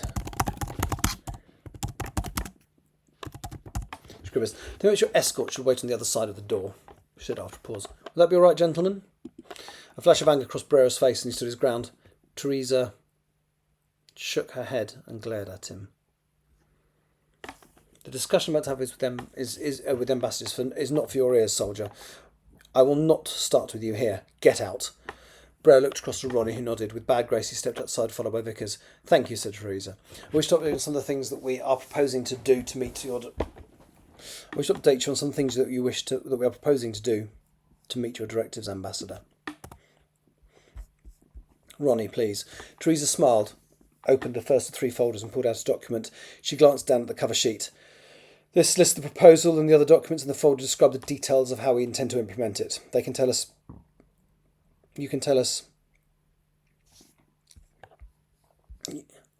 You can then tell us how you wish to audit our progress." Ronnie reached for the piece of paper, but Teresa held on to it. "The first project is about population control. From the start of July, it will be necessary for a couple to apply and be approved a licence to raise a child. Applicants will be means tested, and only those who can afford it will be given permission." Oakley shook his head. How do you stop people just doing it anyway, he asked. It's not a licence to reproduce, it is a licence to bring up a child. We know that initially people resist. Anyone who has a child without a licence will not be allowed to keep it. Ronnie looked appalled. So you'll take the child away from its parents? Teresa nodded. Yes, we know that at the start this will happen a lot. There are proposals about infrastructure to foster and care for these children in the folder I'm going to give you. It will create a lot of jobs, she said with a smile, glancing down at the sheet in front of her. There are approximately 800,000 births in the UK each year. We need to reduce it to approximately 115,000. As such, there will only be 100,000 licences granted per year. This gives us room for a good number of parents to bear twins without taking us over the target. All forms of assisted reproduction or facility support will stop. If you cannot have a child, you will not have one. Ronnie grimaced, but kept her mouth shut. She knew that most of the solutions she would hear today would be unpalatable, and Oakley spent most of the last week coaching her to listen without interrupting and keeping any emotions she felt from her face. Anybody who has a child without a licence will be automatically prevented from obtaining one in the future, as well as having a hefty fine imposed. In addition to this, contraception will not only be free, it will be encouraged. There will be a substantial financial compensation package made for any fertile male or female who is willingly sterilised. How do you think that will work? Asked Ronnie. How much will we be paying? Asked Oakley a moment later. We are still discussing how large the financial compensation will be, replied Teresa. We are looking at between £5,000 and £10,000 per individual, plus lower rates of income tax permanently for anybody who does it. Oakley nodded. Yeah, I'd take that. We know that it's an issue with a lot of people having babies without a licence. Some may even attempt to retain the child rather than give them up to the state. Teresa shook her head. We did discuss the possibility of prison terms for anybody who tried to keep their child, but it was decided that prisons are too resource heavy. So what will happen to them? Asked Ronnie. The offender will be euthanised, said Teresa flatly, as though she just announced that a sports fixture had been rescheduled. Executed? Asked. Executed. Clarified.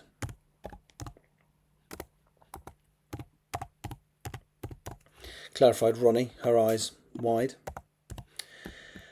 Euthanised. Clarify. Euthanised, said Oakley, catching her eye and shaking his head almost imperceptibly. Ronnie saw his gesture and tried to prevent another reaction from becoming obvious on her face. Is that okay with you, Ambassador? Asked Teresa. Ronnie looked down.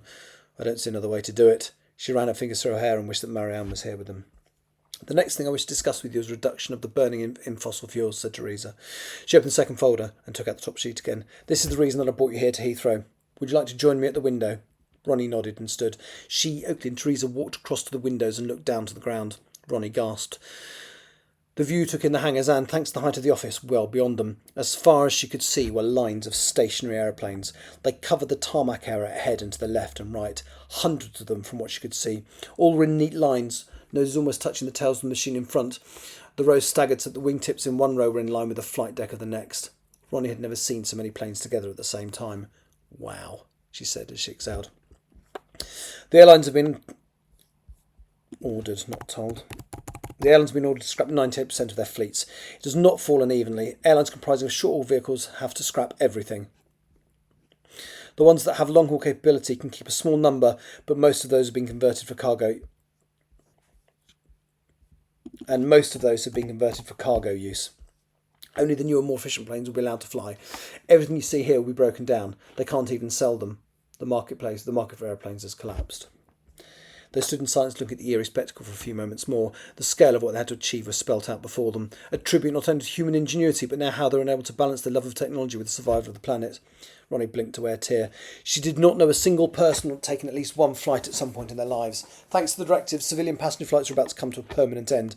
Nobody would ever know the thrill of checking in, the anticipation of waiting to board, the feeling in their stomachs as the jet accelerated down the runway. She glanced across at Oakley and examined the expression on his face as he looked at the hundreds of colossal machines before them, lined up like prisoners on death row.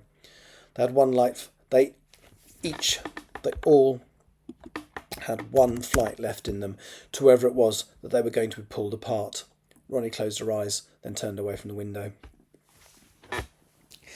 Sayers sat in his office staring at circuit diagrams on his computer. He smiled. Thanks to some new information, the final link in the puzzle that should enable direct communication with the tree had been given to him.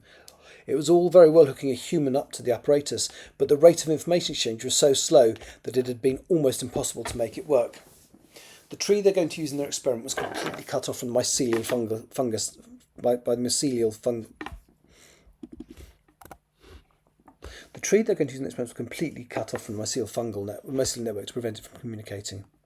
To do this, they'd hollowed out a huge bowl beneath the roots of the tree, sterilised it, and filled it with concrete. 2 metres of concrete. The light in the arboretum was artificial and turned on and off either on a set day and night cycle or sometimes at a whim. They were in complete control of the tree and its ability to photosynthesise. The new information they'd received was intriguing. A tree could speed up the rate at which it conveyed its thoughts, but the massive use of reserve sugar inevitably killed it. Providing extra energy to enable their imprisoned tree to survive had been his focus for the last month, and Sayers believed that he had cracked it. The telephone rang. That's clever. I'd forgotten that I'd gone into that in that level of detail. The telephone rang and Sayers answered. It was what he'd been expecting. Carl Tucker was waiting for him at the entrance to the arboretum. He pulled on a white lab coat that had been hanging behind the door. He did not need it, but he discovered that politicians paid more attention to people who looked how they expected them to look, and whatever else he was, Carl Tucker was a politician now. Sayers left the room and walked until he came to the end of the canvas corridor. As well as his assistant, a young Scottish nurse called Claire and Mr. Clayton. As well as his assistant, a young Scottish nurse called Claire and Mr. Clayton, 2 people were waiting. One of them was Carl Tucker. He braced himself and stepped forwards. Carl Tucker still resembled a gorilla in human clothing, but he was better groomed than he had been during his previous visits. He was wearing a grey suit and brown shoes and had a crimson rosette on his label containing the logo of the Red Victor Party. "Sayers! Sayers!" he yelled as soon as he saw him, shaking him by the hand. He did not usually do that. He indicated the other man. "This is my driver and mine, and Mr. Woods," said Tucker. "Are you ready for the test?" Sayers nodded and approached the metal door of the arboretum. "We have been for a few days," he replied as he swiped a card into the security panel.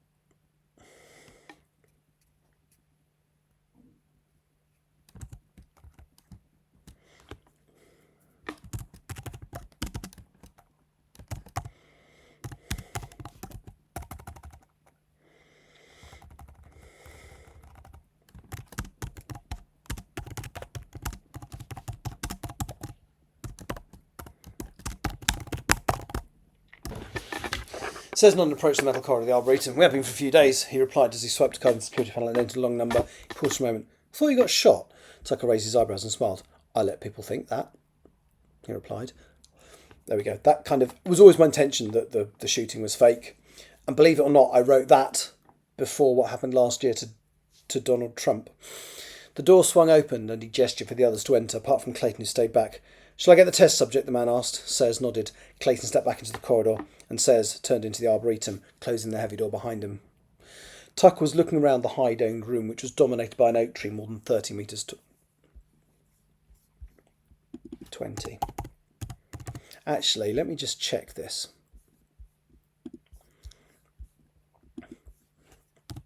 How tall? Oh, come here.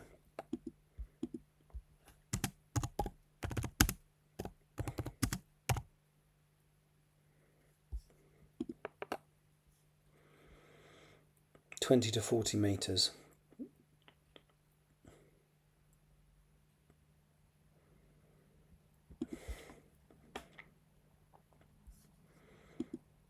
There we go, 25 metres tall.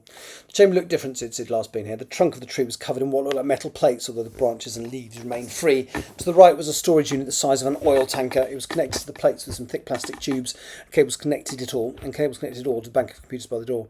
"How does it work?" asked Tucker. He looked up at the metal spikes driven into the trunk above the metal plating. "The electrodes driven into the tree pick up the communication signals from it. The computer allows a direct neural interface with the tree.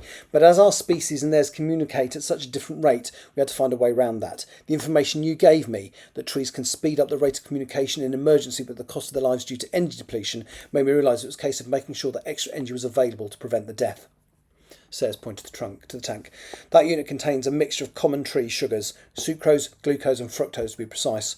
The trunk of the tree that is now obscured by the metal plates has had the bark stripped back and capillary needles have been inserted all over the surface so that we can deliver what the tree needs. In theory, it can now survive the rapid communication that is necessary for it to remain alive and talk to us. And have you tested it? Tucker was walking around the tree, looking up into the branches. Lord Farmer visited and told the tree what was expected of it in terms of communication. How did he do that? Asked Tucker. He touched the surface. Thanks to the height of the plating, he had to build a platform for him to stand on. From what I can see, he just touched the tree. His hands seemed to sink into the surface a little, and he was there for almost the whole day. Tucker nodded. And once we've delivered our ultimatum, how does this tree communicate with the others if it is isolated from the network? Sayers smiled. There are more electrodes, like the ones in this tree, driven into another one outside. It is simply a case of connecting the two trees. We can even ensure that communication is one way only. Once this unit has given our counter ultimatum, we can then allow it to inform the others, but not be influenced by them. And how do we stop this entity from escaping that way? Tucker smiled. We can control the rate of communication. To use a computer analogy, the connection is good enough to send an email, but you couldn't stream a movie. Tucker nodded. He had completed the full circuit of the tree and was now standing in front of the computer console again. He pointed to the metal cladding. Does it hurt? He asked. I'm not sure I understand, said Sayers. The human we use may experience mild discomfort when we connect them. No, I mean the tree. Do all those millions of tiny capillary needles hurt the tree? Sayers nodded. They must do. Good. There was a beeping sound from the console, and Tucker's eyes shot across to it. What's that? He asked. Sayers smiled. The doorbell. Mr. Clayton must have arrived with our subject. He walked over to the door and pressed a large green button next to it. The door swung open and Clayton walked in. There was someone with him, a tall, thin young man who was handcuffed and wearing a blindfold. His head had been freshly shaved. He was wearing a light grey tracksuit. Clayton pushed him forward and Sayers closed the door behind them. There was a chair next to the computer which was surrounded by a hospital-grade intensive care bed.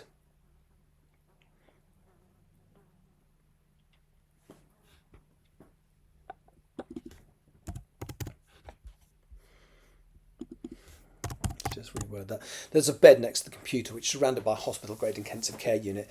The young man was forced into the chair and Sayers closed a pair of built-in leg restraints around his shins.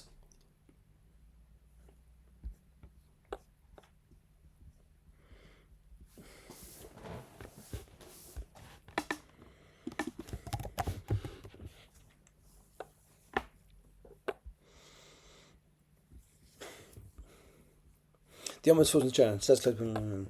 There's another strap around his neck to hold his head in place. Clayton removed the handcuffs and fixed his hands into the loops built into the arms of the chair. Finally took the blindfold off. Tucker had walked across and was standing immediately in front of the boy, so that when his vision was no longer restricted, his thuggish face would be the first thing he would see. The bright lights hurt the boy's eyes, so he closed them as soon as the blindfold came off and opened them partially for a few moments to allow his pupils to dilate. His gaze fell on the figure in front of him. Oh, was the only thing he said. Hello, Mackenzie Stewart, said Tucker with a sneer. Where am I? Why am I here? Mackenzie's voice was calm and restrained, even when Sayers placed a nasty-looking metal crown on his head, just above his eyes. Needles were sticking out at 6 points around the circumference, and the base of each one was slightly hidden by a tiny mechanism. Wires came from these mechanisms and formed a cable which was plugged into the computer. You're still in Scotland, said Tucker, in the Cairngorms National Park, and you're here because you have switched sides. Have I? Asked Mackenzie. Sayers pressed a button on the computer, and the tiny mechanisms that surrounded the needles whirred into life and thrust all 6 needles into Mackenzie's skull. He let out a cry of pain and terror. At the point where the needle closest to his eyes had penetrated his skull, a drop of blood trickled down his forehead. Yes, you have. Tucker smiled down at him. You are my ambassador now, Mr. Stewart. You're my wife now. You're my ambassador now, Mr. Stewart. He grabbed the apparatus that was digging into Mackenzie's skull and used it to twist Mackenzie's head around so that their eyes met. You even have a crown. You will tell the trees what our directives are and what the consequences will be if they fail to achieve them. You will represent humanity, Mr. Stewart. You will represent us, and we will win.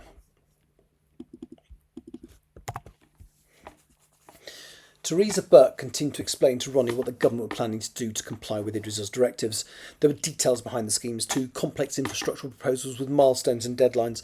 Some of the ideas were almost as shocking to Ronnie as the ones that had been discussed about birth control.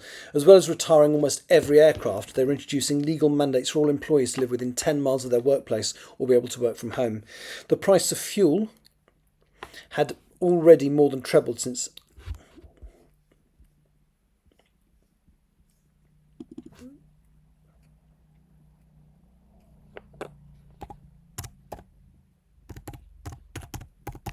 the price of fuel had already more than quadrupled since the directives had been leaked, and some petrol stations were being forced to close. Car prices had been artificially escalated, and any car more than 15 years old was not allowed on the roads once its current tax expired. The methods of phasing out meat production were just as draconian. Rather than an immediate and outright ban, prices were going to be increased gradually until it became unaffordable. In 10 years, it was going to be illegal to kill any animal for the purposes of using any part of it. Farmers that relied on animal production would get grants and subsidies to move across to genetically unmodified crops. The folders that Theresa had handed across had vast amounts of details in the papers beneath the summary sheets, including schedules for future petrol and meat price rises. There were proposals for support packages for companies to help them ensure their employees were able to relocate if they live more than 10 miles from the workplace, or where possible, improve local infrastructure to enable them to work from home. There was support for the businesses that were being decimated as well. Training schemes were being designed to help people move from the industries that were being closed down, such as petrochemical and aviation, to the ones that were needed in the new world, such as agriculture. Oakley had placed the folders in the case that he had with them. Theresa and Ronnie were just completing the conversation. Once you've read the proposals and underlying details in full, you can decide how you wish to monitor us for compliance, said Theresa. Whatever you decide, we will work with you. It is the policy and intention of Her Majesty's government to comply and make this happen. Most of our foreign allies have concluded that we have to.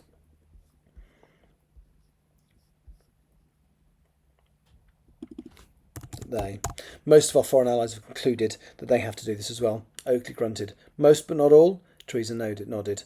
Ronnie drummed her fingers together. Let's hope it's enough.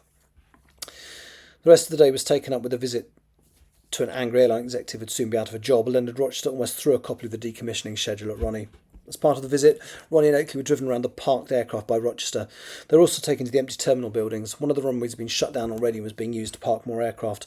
All but one of the passenger terminals had been closed and the staff dismissed. Rochester made a point of telling exactly how many cabin crew, flight crew, engineers, support staff, caterers, customer service agents, baggage handlers, board officials, shop staff, bar staff and cooks had either lost their jobs or about to. The number of people impacted was staggering, and Ronnie knew that the same would be happening around Gatwick, Stansted and all of the other major airports around the country. Just lose the word major because it's all. They parked up close to a service road near the end of one of the runways. Mr. Rochester pulled out his phone and told someone that they were ready. He pointed to the other end of the runway, and Ronnie and Oakley could see an aeroplane lining up for takeoff. It was the first one they'd seen or heard moving at the airfield since they had arrived. As they watched, the large passenger aircraft started moving slowly towards them. It accelerated down the runway, getting bigger and noisier as it got closer. The gigantic beast took off just ahead of them. Rochester watched it sadly. Boeing 777-300 extended range. We got it last year. It can take almost 300 passengers and 18,000 kilos of cargo, 8,500 miles. List price, approximately 232 million. It's a final flight. She's off to a small airfield in Gloucestershire and she won't be coming back. The fuel it's costing us to get her there is now worth more than she is. The man closed his eyes and Ronnie was surprised to see a tear fall down his cheek. Ronnie leaned across and took his hand. I'm so sorry, Mr. Rochester. I understand that this is difficult and horrible. I won't have a job next month.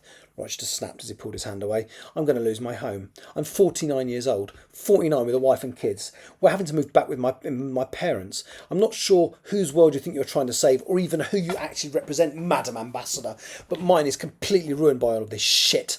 What will I be doing next year? Picking fruit? He fixed them all with an angry stare. This has ruined my life. He glared at Theresa Burke. Personally, I hope the country sees the back of your lot at the election. I'll be voting for Carl Tucker. Most people from this industry will be doing the same. Ross just said almost nothing as the car returned them to where they started from. But as soon as he got out of the vehicle, he stomped off towards the car park, a scowl on his face and keys in hand. Thank you for coming down, Theresa said quietly. You have my contact details. Derek will talk to you as and when he can, but as you will understand, There's a lot on his plate at the moment. As soon as we finalise any proposals, we will pass our intentions to you so that the audit and verification process can begin. She looked down at her shoes, then back up at Ronnie. The acting Prime Minister has asked me to find out if there's any flexibility within the deadlines. Ronnie shook her head. I will present your proposals to Idrisilla at my next interface. She will tell you whether she finds them acceptable or not. If she does, she will create milestone targets for each directive, and you'll need to adhere to them and be able to prove that you have. If she does not find your proposals acceptable, then you'll have to come up with something else, quickly, because the clock is ticking. Ronnie shook Teresa by the hand. I will let you know as soon as I've interfaced. Teresa nodded and headed for the lifts just as Gilbert arrived to walk them back to the gates. Moments after that, they were back in the Panther and heading towards the motorway. As soon as they were out of sight of the airport, Ronnie allowed herself to experience the emotions that she'd been holding back and cried openly. Oakley noticed and tried to look reassuring. Barrera was driving, so we did not see her tears, but Vickers took her hand and squeezed it gently. Ronnie allowed herself to look up briefly, meet his gaze, and show him that she appreciated it. She freed her hand and looked straight ahead, trying to ignore every petrol station that they drove past, most of which would be closing in the next few years. Every car she saw on the journey, probably thousands, if not tens of thousands of them, would be scrapped. Every articulated lorry that delivered food would be taken off the road in favour of a local carbon-neutral delivery network. The sight of the new plane taking off and the anger from Leonard Rochester had cemented everything for her. The world that she knew, that everyone knew, was gone. As much as that pained her, she had to accept it and move on.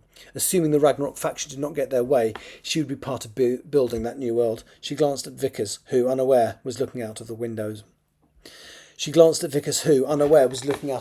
the traffic. She hoped that he would be there to help her do it. Oh, Ronnie and Vickers sitting in a tree, oddly enough. I mean, it has to be a tree, really, doesn't it? Anyway, Sayers stood by the computer in the arboretum, looking at the information on the screen. He was calm and composed on the outside, but inside he was a little worried. Once he had placed the grotesque crown on Mackenzie's head, he had opened the connection. Mackenzie was now, at least in theory, linked directly to the oak tree.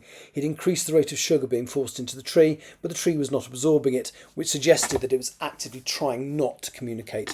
There was an electrical signal coming from Mackenzie, and there was a completely different one coming from the tree. He had both signals displayed on the main screen. Tucker demanded that Mackenzie should stay conscious so that he could directly relay things that Tucker told him to, but Sayers was not sure it was possible. He told Tucker this, and his response was to find a way or else. What's happening now? Demanded Tucker. Sayers shook his head. I don't think there's a way of initiating communication when Mackenzie is conscious, he conceded. So you failed?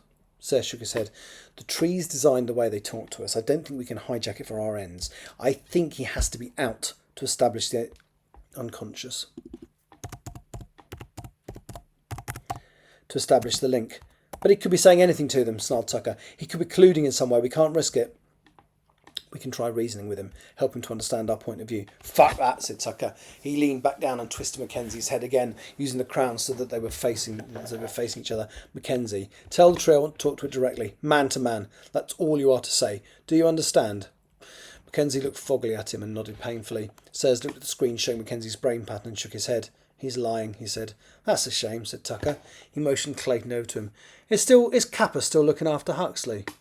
Clayton nodded. Then get him on the phone. Video call, now. Tell him to go into Huxley's cell. Mr. Huxley's going to have a little chat with Mackenzie here. Mackenzie looked at his lips nervously. Huxley? Yeah, said Tucker, returning his attention down to him. You know who he is?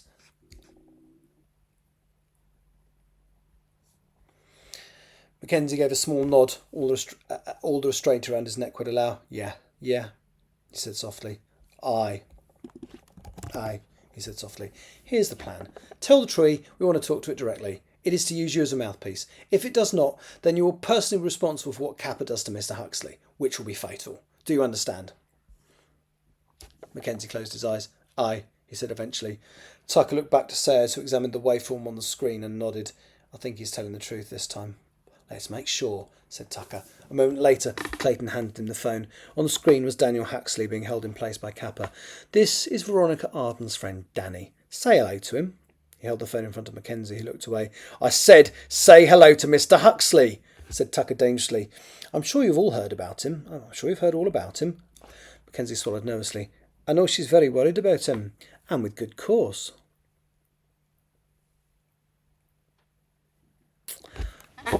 Now, he wouldn't know that because he doesn't know.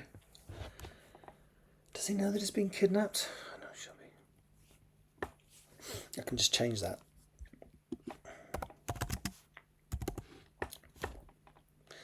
I know she'll be very worried about him, and with good cause, said Tucker. How he fares today is directly linked to how you behave. Do as we ask, and he'll be fine. Fail to obey, and I will order Kappa to kill him. Then you won't have your bargaining chip, muttered Mackenzie.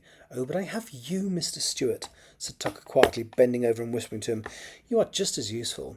I'm told you and the ambassador are quite close, but not as close as you and Marianne. I have her as well, Mackenzie. Mackenzie's face paled. You don't. Who do you think was the bait in the trap that led us to you? Tucker stood back. She's not on a convenient video link like Mr. Huxley, but I can still hold her. I can still hurt her.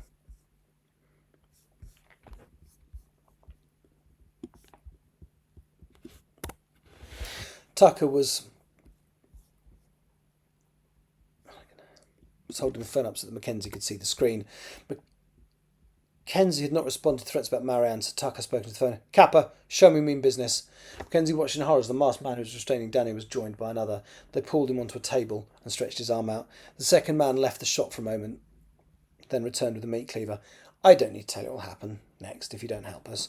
Danny was screaming. Help me! He cried, just as as they say, they'll kill me. Kappa held Danny's arm, and the other man raised the cleaver above Danny's wrist. Mackenzie closed his eyes and tears rolled down his cheeks. All right, I'll do what you say. Tucker smiled. Thank you, he said, looking into the camera. He looked into the camera. Thank you, Mr. Kappa. You know what to do. Kappa smiled, and the other man raised his arm and slammed the weapon into the table, missing Danny's arm by less than an inch. Danny screamed, and Tucker ended the call. Mackenzie's eyes widened. Did you? Tucker shook his head. No, just scared him. If you fail to persuade the tree to communicate, through you, then we will do it for real. Mackenzie sobbed. Why? I have a way of life to save, Mr. Stewart, Tucker replied. Hundreds of thousands of livelihoods and jobs.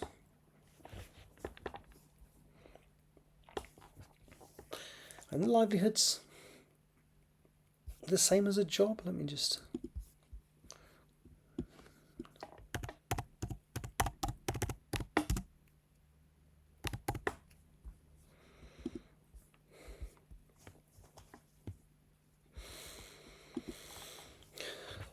Nobody will care how I do it as long as I do it. The beauty of being a party leader is that even under the current social restrictions, I can get anywhere because I have a campaign to organise. He patted the rosette on his chest. Right, he barked, stepping back and looking around the chamber. We have work to do. Stairs stepped forward so that he was directly in front of the computer console again. He pressed a few keys and activated the pumps that started pushing sugar from the tank into the capillary network surrounding the tree.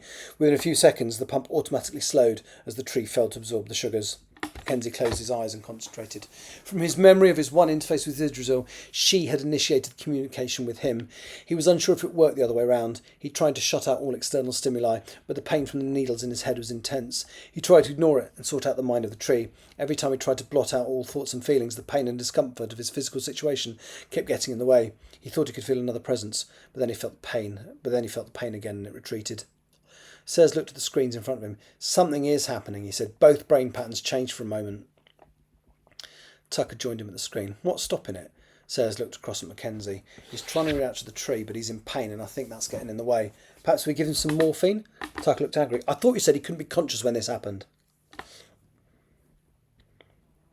Sears nodded. You want to speak to the tree using him and have him communicate your demands back to it, live as it were. I'm not sure that's possible, but for a moment the waveforms seem to synchronise. I think the tree can move some of itself into the boy to enable you to talk directly. He has to be unconscious. He has to be conscious for that to work, but the pain is getting in the way. I need to reduce that pain. Tucker relented. Do it. Sears glanced across at Claire, who nodded. There was a cabinet on the other side of the computer, and inside that were two small compartments, one chilled and one not. She reached into one and pulled out a small phial, a hypodermic needle and a syringe. Carefully she drew a measured amount. Mr. Maxwell's lines are done. Yay! Excellent, well done. That's brilliant. So how many more sessions before you finish, do you reckon? I'm still doing this. I'm just doing a screen edit of chapter 30. But then I'm done. Next session is on Monday. And what will you be doing next?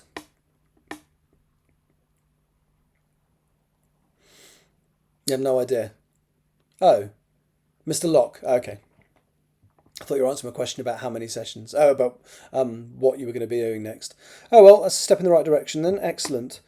Is he your biggest character? Oh no, that's right. I remember now. Mr. Maxwell has the most lines, but Mr. Locke has the most speaking time because of the amount he bloody says. Have fun. Have fun getting your actor not to put contractions in.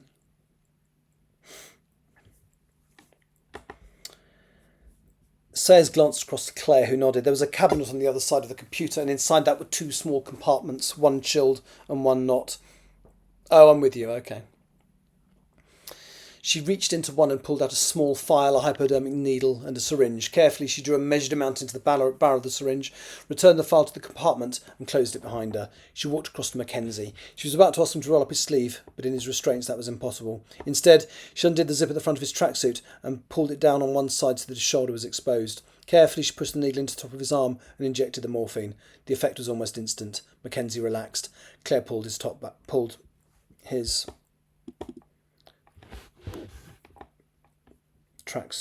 tracksuit top back up over his shoulder. Mackenzie closed his eyes again. This time the sensations of pain were gone. He could feel the restraints on his body, but they no longer seemed uncomfortable. His breathing rate decreased, and he lapsed into unconsciousness. Tucker frowned, but Sayers nodded. It's okay. He won't be awake for the initial contact. He glanced at the screen again. Both wave patterns were starting to change to get more like each other. Tucker walked up behind him.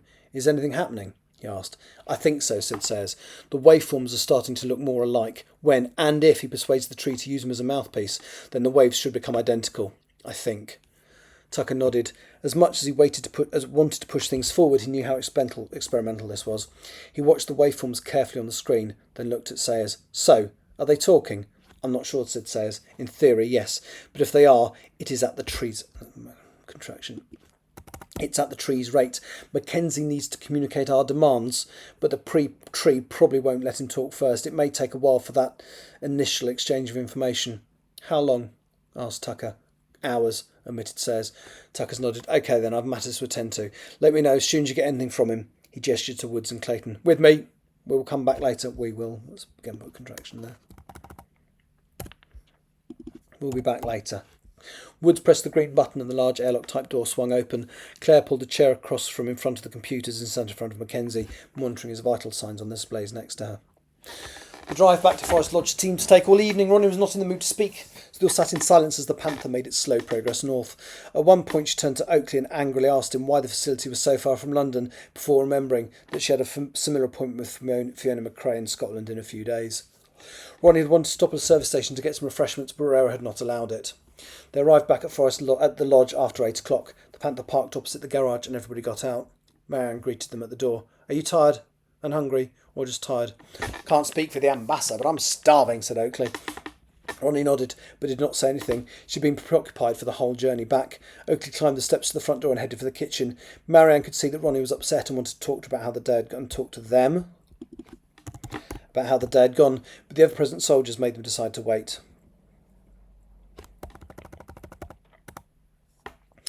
There's a large buffet ready in the kitchen, Marianne said to Vickers once they'd handed over to their replacements. You and Barrera... Right, I'm just going to name, because I'm... Barrera, Vickers, right, I just need to get the names of the other... Because one of my notes is I want to get...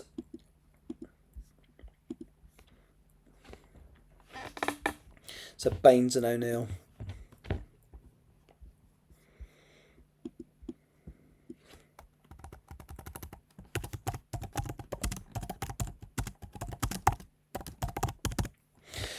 So I've now named, I think, there's a large buffet ready in the kitchen, Marianne said to Vickers once they handed over to Privates Baines and O'Neill. You and Barrera are welcome to join us if you wish, and anyone else.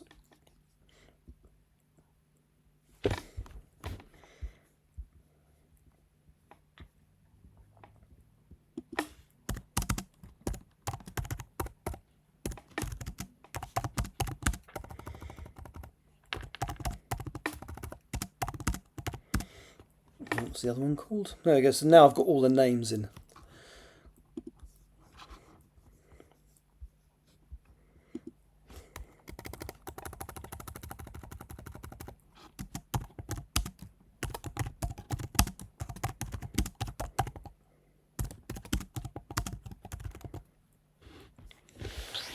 Right, there you go. That was one of my little bits of notes. Basically, I have 6 soldiers left, but then I only really name them once we get up to the Cairngorms. So I thought, well, let's get them named beforehand.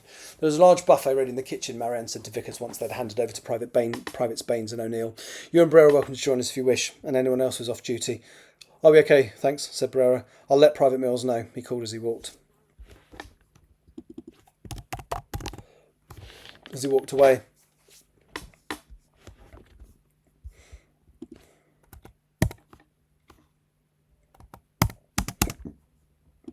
change that. I'll be okay, thanks, Brera. I'll let Private Mills know, he shouted as he walked away. Vickers nodded. I'll be back when I'm changed, he said, and headed off after his colleague. Ronnie was still subdued as she sat and ate. She said very little. Oakley filled Marianne and Ursula in on what had happened. He pulled the folders out from his case and allowed Marianne to look through them. They went pale as they read some of the details behind the proposals. Wow, they said eventually. Ronnie initially took small quantities from the selection available to her. Marianne tried to encourage her to eat more, but Ronnie said no. When Marianne persevered, Ronnie burst into tears and ran across to the snug, taking the folders with her. Marianne made to follow her, but Oakley shook his head. I wouldn't, he said gruffly. And that's the difference between you and me then, isn't it? Snapped Marianne. They walked across to the snug, somewhat irritated by the fact that one of the soldiers had repositioned himself right outside.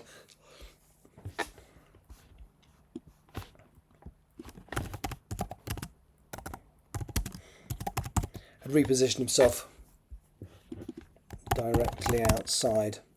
Marianne glared at him as they walked past and went and sat down next to Ronnie. Is there anything I can do to help? They asked. Ronnie stiffed. No. She closed her eyes and started to cry again. What's wrong? Ronnie pointed to the folders. All of this. Everything. Danny, Mum and Dad, it's too much.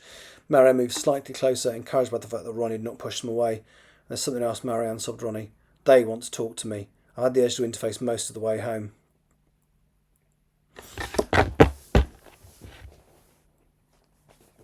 Marianne frowned. It's too soon after the last one. It's dangerous. I know, said Ronnie between sobs. But you're not hungry.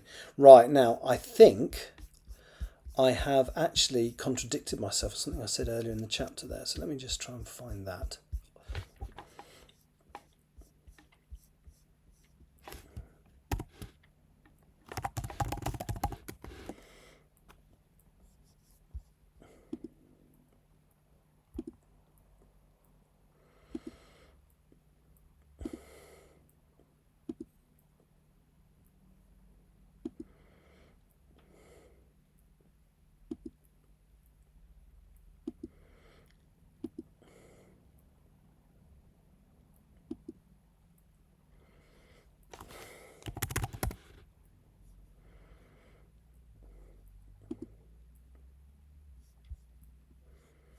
What did I say? Damn it. I might have to read that. Oh, no, I don't need to sort this now. I'll try and sort it now, but this isn't a sign-off, so actually...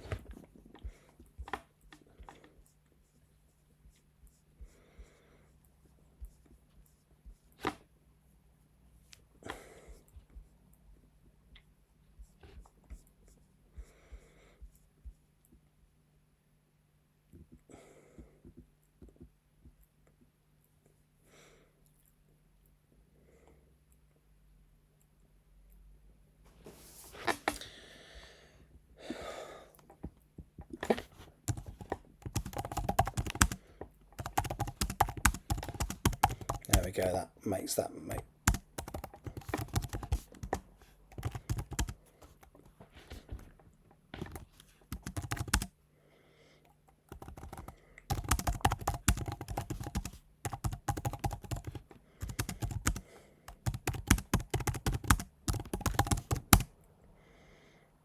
Of course you are. Right then. When you regained most of her lost weights. Ronnie regained most of her lost weight since the most recent interface and now looked healthy rather than desperately skinny. Okay, that all works better. It's allowed, but it depends. Well, no, because the thing is, we all do it. I mean, you have a plan, but you only know if that plan works when you're physically writing it. It's too soon after the last one. It's dangerous. I know, said Ronnie between sobs. But you're not hungry. No, not at all.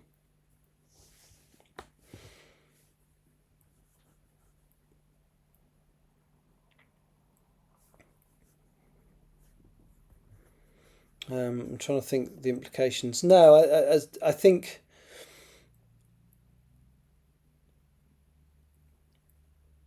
No, because you can't, there's how many inmates has it got and how many doctors are there? So no, I think, if anything, it frees up the more interesting part of the Colbert storyline. So no, that's fine.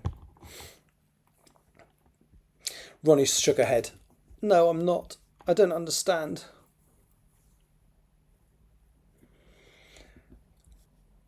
Yes, but ignoring that fact...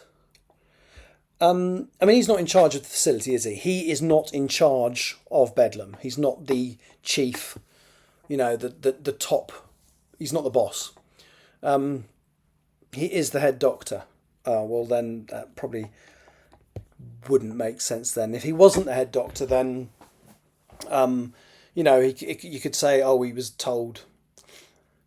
As a reading the series, would you feel shortchanged? So I wouldn't feel shortchanged, but... Colbert would want to, so you'd have to come up with a really good reason why he hands it over to someone else for it to be convincing, especially as he's the head doctor. And that's not undoable, but it would need to be in there, otherwise you would sit there going, what? If that makes sense. So there's another deviation for you.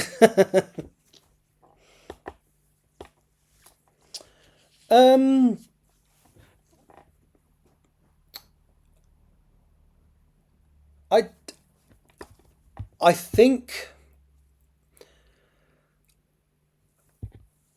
he would want to.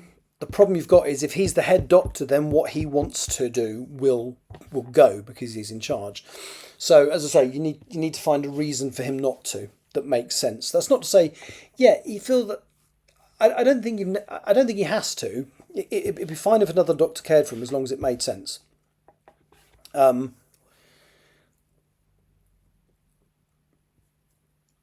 And what you're going to do with the story could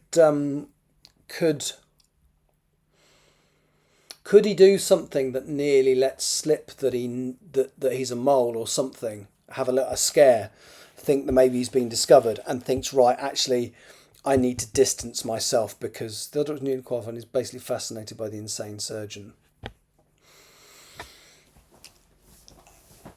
Which makes him the logical person to take over, but you still need to give Colbert a good reason for doing it. Because I think his instinct, because he's the mole in the society, I think his instinct would be to stay close to him. So you need to give him a bloody good reason not to. And that's not impossible. But there needs to be a reason for him to make the decision, actually, I need to hand this off to somebody else. As I say, it could be that he's worried he's getting caught. He could even get advice from... is he reporting to Wolf or Lee at the moment? Is it Lee or Wolf? I can't remember who is the one he's actually directly reporting to off the top of my head.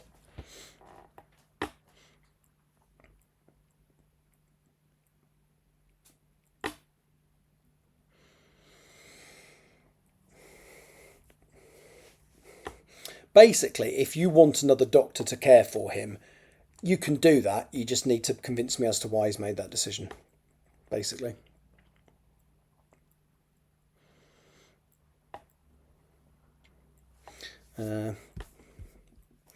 Marianne frowned. It's too soon after the last one. It's dangerous. I know, said Ronnie between sobs. But you're not hungry. Ronnie shook her head. Oh, hang on. What I just said?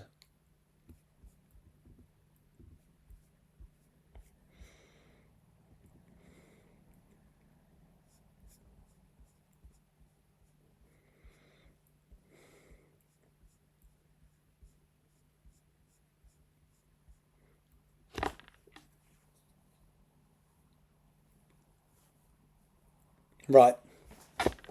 Yeah. Well, it's not to say you can't do the other doctor, but as I say, you might have a bit of work convincing the reader why he would suddenly not be looking after him.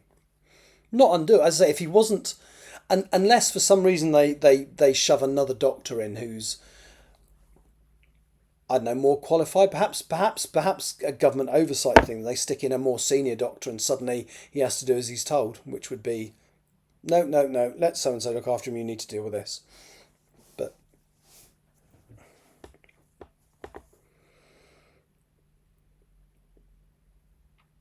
right, so it does sound like an overcomplication you maybe don't need then. And that's the difference between you and... Oh, hang on, sure.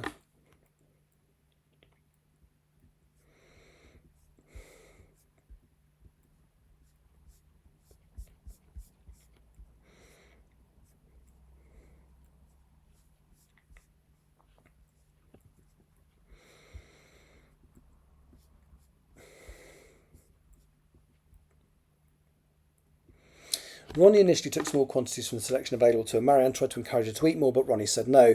When Marianne persevered, Ronnie burst into tears and ran across to the snug, taking the folders with her. Marianne made to follow her, but Oakley shook his head. I wouldn't, he said gruffly. And that's the difference between you and me then, isn't it? Snapped Marianne. They walked across to the snug, somewhat irritated by the fact that Private Baines had repositioned himself directly outside. Marianne glared at him as they walked past and went and sat down next to Ronnie. Is there anything I can do to help? They asked.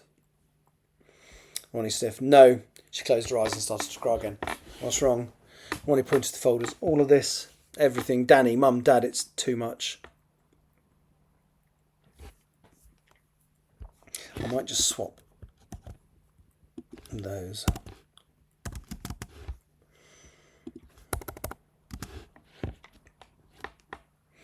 I suppose I could bring out the doctor once Weeks gets the last of his time at bed and is nearing readiness to be released.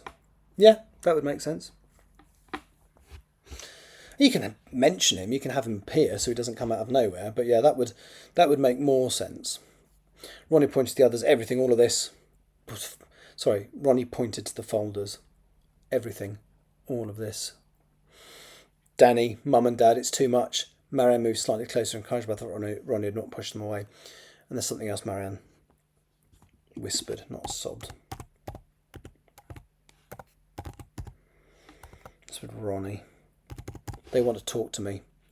I've had the urge to interface most of the way home. Marianne frowned. It's too soon after the last one. It's dangerous. I know, said Ronnie between sobs. But you're not hungry.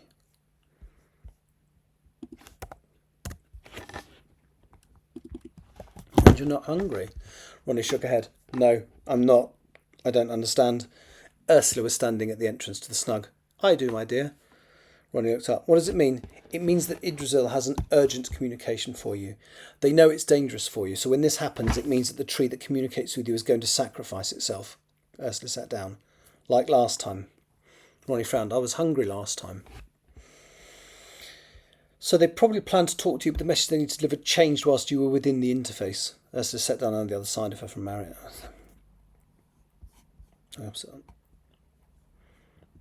Sat down opposite her. That makes no sense. Opposite her. Ronnie shook her head. That still almost killed me. That almost killed me. And I've got all of this to learn so I can communicate it to them. She gestured to the 3 thick folders on the table. Ursula nodded. Firstly, you only have to read it, not consciously remember it. It will be in your unconscious memory, and that's all Idrisil needs. Secondly, I don't believe that's what this is about. There must be something that she needs to tell you urgently. Ronnie nodded resignedly. You think I should just go? Now. The more you resist, the more it will become a compulsion, said Ursula with a smile. Don't put yourself through that. You should indeed go now. Marianne straightened her mouth so the lips were a thin, colourless line. She should eat first. Ursula nodded. It wouldn't hurt. Marianne looked up to see Vickers hovering at the edge of the snug. Is everything all right? He asked. Ursula shook her head. She needs to interface again, young man. Vickers' usually red-cheeked face seemed to fade to white before them. Is that safe? Nobody said anything. Vickers looked at all of them in turn. I asked if that was safe. Finally Ursula spoke. It's not as unsafe as you probably think, Private, but it's not exactly safe either. Ronnie stood up. Now that she stopped trying to force the feeling back, the urge to run out into the trees was gradually increasing. I'm going to get changed, she stated before dashing from the snug. The two...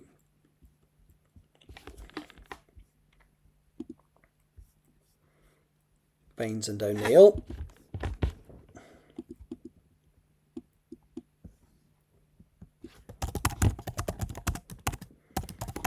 Baines and O'Neill followed her, which elicited a frustrated shout of "Will you just fuck off?" from Ronnie as she ran up the stairs. "We should be the ones to go with her," Marianne said to Vickers. "Can you get your colleagues to stand down?" Vickers nodded. "I can try," he said. He followed Ronnie and the two soldiers out into the hall. Oakley joined them. "What was all that about?" he asked. "She's been summoned for an interface." Okay. Yeah, that'd be quite interesting, actually. Especially, like you say, if they think he's a doctor and are kind of telling him stuff. That could be quite good fun. "She's been summoned for an interface," said Ursula. Oakley shook his head and nervously wiped his hand across his brow. "She needs to communicate something to us. Urgently, I suppose." Ursula nodded. "It'll be like last time, a shorter interface." "I believe so," replied Ursula. "Right," said Oakley. "I'm going to find Matthews. Let him know what's coming so that he can help her as soon as she's released. At least he'll be prepared this time." Oakley turned on his heel and dashed out of the room. Vickers had persuaded his colleagues to allow him to be the one who escorted Ronnie into the woods. He had grabbed a rifle but not had time to change into his uniform. He escorted Ronnie and Marianne through an unfamiliar part of the forest outside the lodge. He did not know exactly where they were heading. The interface tree that had been used previously was dead, so wherever they were going now did not have a convenient shed outside to enable Ronnie to disrobe privately. As such, she was wearing only a dressing gown.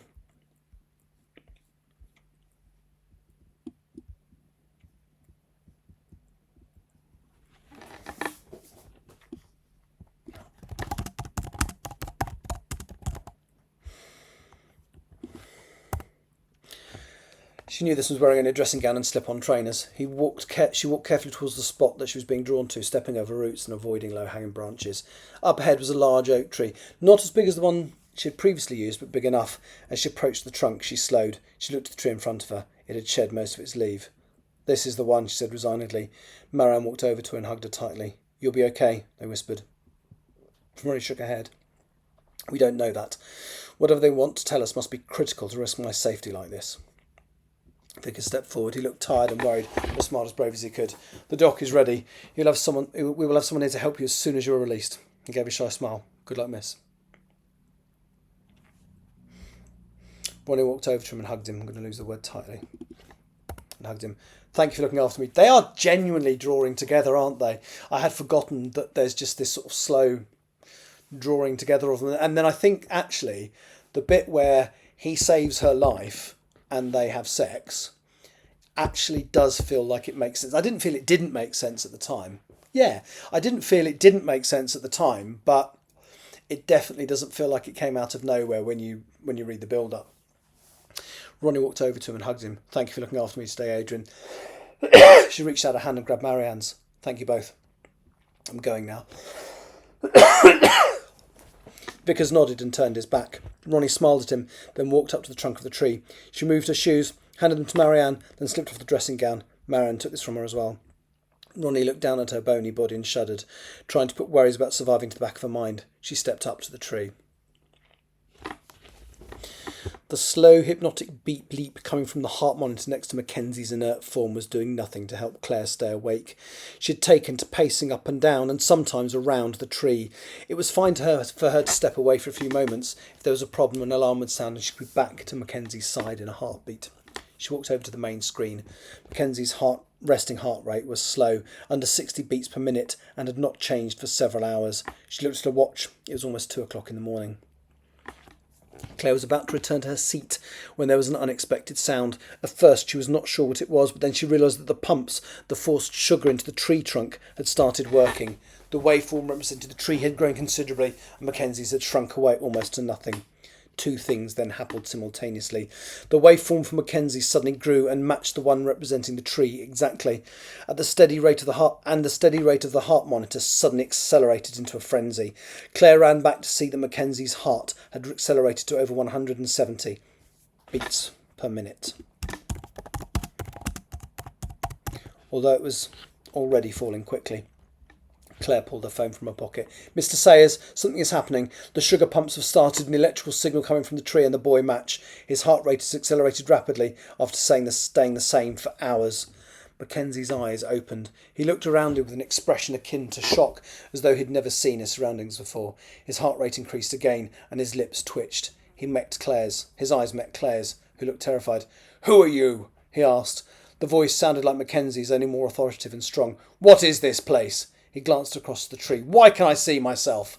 The voice swiftly changed to anger. "What have you done, you filthy animal?" He started shouting and pulling against the restraints. "Release me! Return me now!" So he's done it. Sayers has managed to make a way of communicating with the trees. Ooh, right. I didn't intend to do all of that. That isn't signed off at all. But it's good. I'm only 2 chapters away from the new material I wrote from August. Yeah, I think 31 and 32 was where I'd got. And then, so what's in 31? That's a doof, doof, doof. Yes, it is a little bit, isn't it?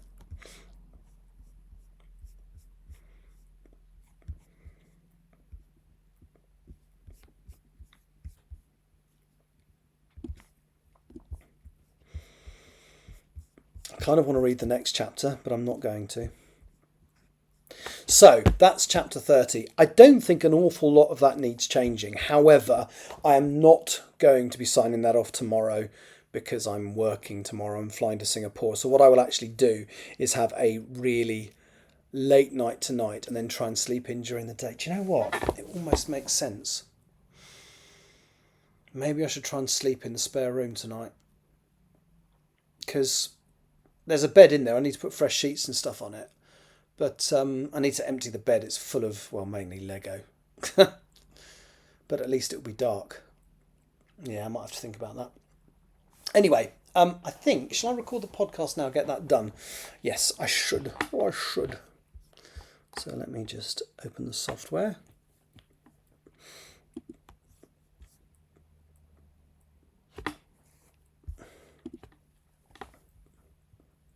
Because then I'll sleep. I mean, the only thing is that room can get quite warm, so I need to maybe go and open the window.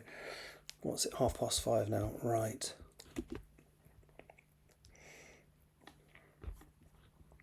Hello, today is Monday the 16th of June 2025 and you are listening to the Diary of a Wannabe Writer.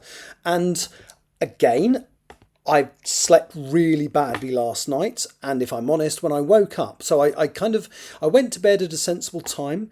I actually thought I'd have an early night last night, but I managed to stay awake till about 10:30, which, given how badly I'd slept the night before, was quite impressive. But then I woke up when the sun came up again at it was before 4 o'clock, and I couldn't get back to sleep. And I tried listening to the radio. I listened to a bit of the thing I was talking about yesterday. Yesterday on my live stream, I was talking about this amazing, well, it's not amazing, but it's very good comedy show on BBC Radio 4 called It's a Fair Cop. And I'll quickly mention it on here because it fills up a couple of minutes. It's basically a comedy show presented by a sergeant from the police force. I think he's on a sabbatical away from the police force now, but he's genuinely had been, before he started doing this show, a real policeman in up north somewhere, Scunthorpe. He'd been a real copper for 20 years, and basically it's all about how he does his job and all the assumptions we make about what police can do and what police can't do. So I'll give you an example. There's, I think it's one of the very early episodes, and there have been 9, so they're currently transmitting the 9th series of this. I need to find out when it's on.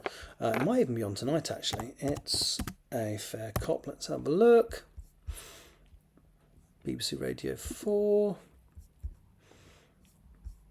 No, 16th of June. 16th of June. It's on tonight, probably at 6:30, but I'm only guessing. Anyway, by the time people listen to this, it will all be on iPlayer. On BBC Sounds. But yeah, so he talks about his job and things that have happened, and then he says, right, so my options at this point were A, B, and C. Which should I do? And he gets the audience to reason why they make certain choices, and it's quite interesting because you quite often have police in the audience, and then he tells you what he actually did, and it keeps on going like that. And there's a really interesting one of the very early episodes, where somebody phoned up the police station to say there is a man who is very, very drunk. He's in a pub. His car is in the car park, and we think he's going to drive home. So it was somebody from the pub. I can't remember if it was a member of staff or somebody else in the pub. So again, the policeman, Alfie, his name is, goes to the pub, And he then said, right, so what should I do? Should I go and find him in the pub? Should I stand outside and watch and wait to see if he drives? And what was really interesting about that is it turns out he can't stand outside and watch because that is classed as surveillance. And you have to have authority, you have to have permission to do surveillance. So he said what he basically decided to do was stand outside, but he couldn't stay in the same spot. So, because otherwise that would count as surveillance. So he had to walk very, very slowly around, keeping an eye on the car, but without staying in the same spot. And you do wonder why the police struggle to get stuff done with silly rules like that imposed upon them. But anyway, so that's just one example. It's a very funny show. He's got a really good sense of humour. It is comedy, as a live audience, and people laughing. But I absolutely recommend it. I think it's the 9th series now being broadcast on BBC Radio 4. It looks like it's on a Monday night. I think it's the 4th episode going out on the 16th. But all of the old episodes are available on BBC Sounds. Definitely worth having a listen. Anyway, so I was trying to listen to that whilst I was trying to sleep. And when I did eventually get up about 10:30, because I did manage to get a bit of a doze later, I was absolutely convinced that, well, there's no way I'm going to get any writing done today, because I'm too tired. And then once again, I got bloody minded because I really, really want to get this thing signed off. I'm enjoying doing it. Even in the chapter that I've reviewed. So I signed off chapter 29 today, which is brilliant. I mean, it's brilliant that I did it. I'm not saying the chapter is brilliant, but I am pleased with it. And then I actually read through on the live stream just now, chapter 30, which is the final one I want to sign off this month. Now, it isn't signed off. I need that was basically my first screen read through. I will make sure it's on my iPad, and then tomorrow when I'm at work during the 14-hour flight, whatever it is that I've got, there will be a point where customers will all be asleep and I'll be on duty. So, you have to kill time. There are certain things you have to do, but you do have a moment to read a book or a newspaper or do a crossword. And what I'll probably do is have another look at chapter 30, and then I'll try and get it signed off in the next couple of days in Singapore. And that will leave me where I need to be in terms of the target I've set myself for this month, which is awesome. I'm really, really pleased about that. And I'm not going to be able to get because the other thing I need to do this month is, I need to do two things. I need to send off the English Hikikomori to some other potential agents, and I need to prepare the package to send off Still Life. I will not attempt to do those whilst I'm en route. I've got 5 days after I get back till the end of the month. I will try and do that work then. So it might mean that I start work on chapter 31, maybe even beyond that, whilst I'm away on my Singapore and Sydney trip. So yeah, again, very productive day today, especially considering how tired I am. I've worked out, basically, after chapter 29, I've only got 14 chapters left to sign off. I mean, I'm so thrilled with that. Really pleased. Anyway, that's me for the day. I'll be back tomorrow, before I leave, obviously. And then hopefully the day after that, all things being well, I have said that before, I will talk to you from Singapore. Anyway, take care. Thank you for listening. Bye-bye. Right, then that's done. Let me just add music. So, opening music, closing music. Bye. Well, I'm not quite going yet, although I will be soon. I'm just editing the good old pod. Right.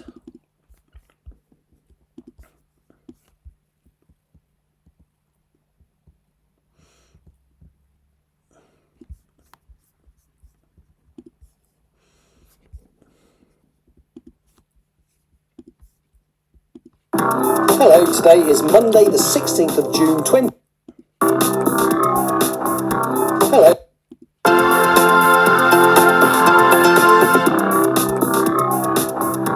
Hello. Okay, so that came in a beat too late. So it needs to be there.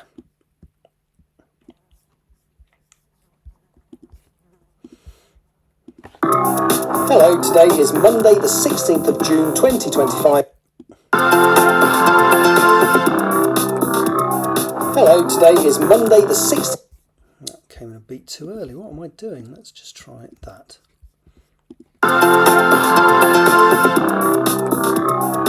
Hello, today is Monday the... That's exactly where I want it. Right. And end credits. I'm so specific where I want the music to start. And that's something that's happened. Well, it's different theme music this year, so that must have happened this year. Right, let's just see if that works. All things being well, I have said that before, I will talk to you from Singapore. Anyway, take care. Thank you for listening. Bye-bye. You have been listening to the... Short file, export as MP3. We are 160625. Save it. That'll do me. Right, I shall do all the scheduling and stuff once I've finished, because you don't need to see that desperately. Thank you so much. I've spoken to obviously Bow Street Society today. Haven't heard from Angel Faye, which is unusual. Hope everything's okay. If you're watching this on catch up, yeah. Cheers, guys. I will be back. I don't know. From memory, it's difficult to live stream from Singapore. I could be wrong, but the hotel Wi-Fi wasn't that good last time. Although I have found a little trick. What I can do is reduce the picture quality, so that might be an option. So who knows when I will see you next, but at some point I definitely will. Take care. Thanks for watching. Bye bye.